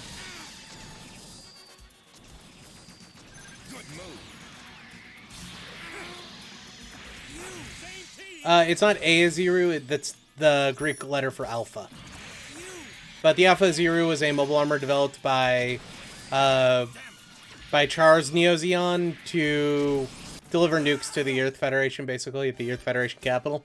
It was going to be launched from the center of Axis to defend it during its final descent, and eventually drop itself onto the Earth Federation capital and nuke the whole thing.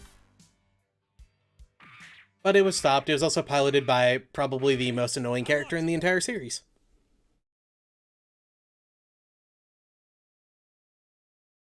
The Alas would win. Spread out! They were much more technologically advanced than the Titans ever got.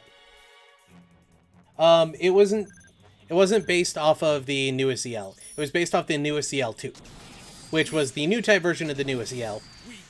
So to a degree, it was based off of the Alpha Zero was based off of it, but it was based off of something that it was based off of.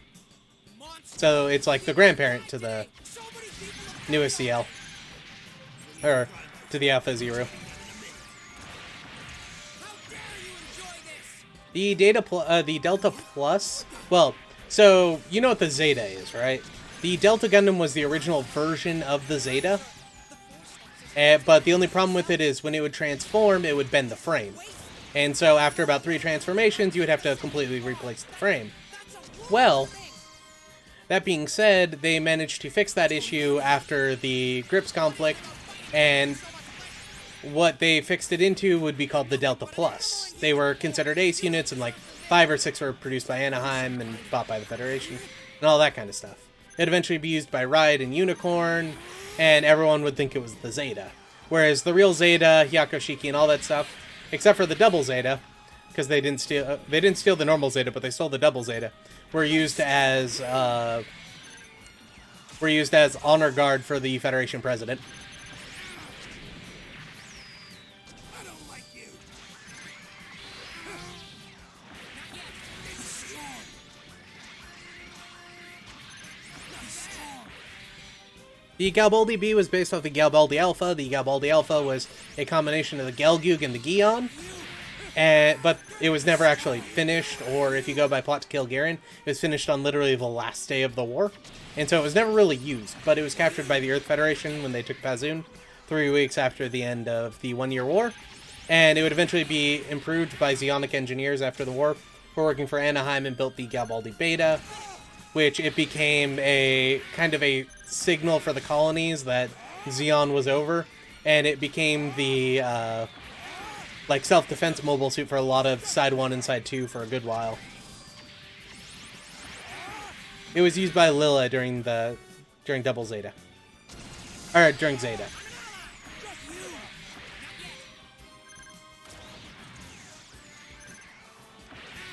Hey, so Anaheim only built 1 unicorn.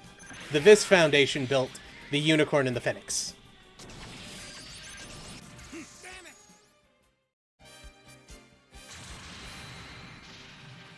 The Zekuins was the one of the last mobile suits produced by Pezun. It was produced in 0087, right before the Grips conflict, and was eventually taken by some Titan remnants to be used in their war to overthrow the Earth Federation. But they were defeated by a single task force of Federation troops, led by the Gundam S.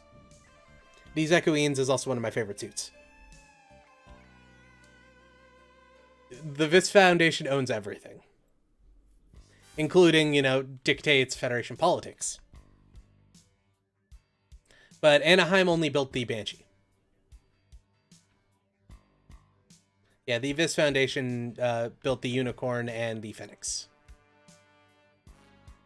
which then lost the Phoenix after their maiden voyage kind of thing. I think, though, I'm going to cut that here, though, today, guys. I guess next week we'll be back for some Zeon, or some Axis.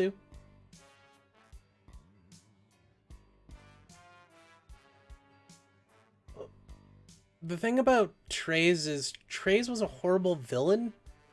If he was a good guy and literally leading the faction but being a complete dick about it, he'd been so much better of a character. Like, if he had been leading the Gundam team instead of the doctors, he would have been so much better.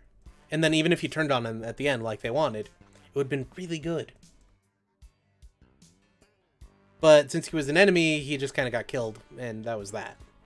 Like, he was interesting, but they didn't pull off a good enough Zeon with Oz. Like, nobody liked Oz.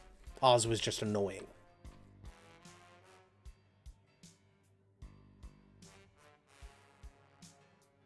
Hyzak versus the Zaku 2. Hyzak is the better version and has beam weapons and will trounce it every time. It's also like 5 years older, or 5 years newer, I should say. Yeah. If they had put more effort into making Oz likable, that would have been better. But Treize's plan was the only way we're going to end this conflict is if everyone's satisfied that this will be the last conflict. So we're going to make this badass. And they did. And it worked. But the weird thing is Treize was never going to see his victory, and Treize knew that. That's why he was setting up the Gundam pilots to end the conflict.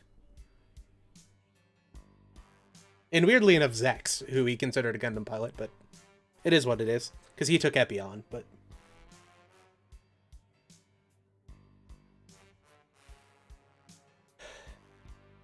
But yeah, folks, that'll be that. I hope y'all enjoyed it. If you did, you should like. If you didn't, you should dislike. We'll be back next week for some more Axis.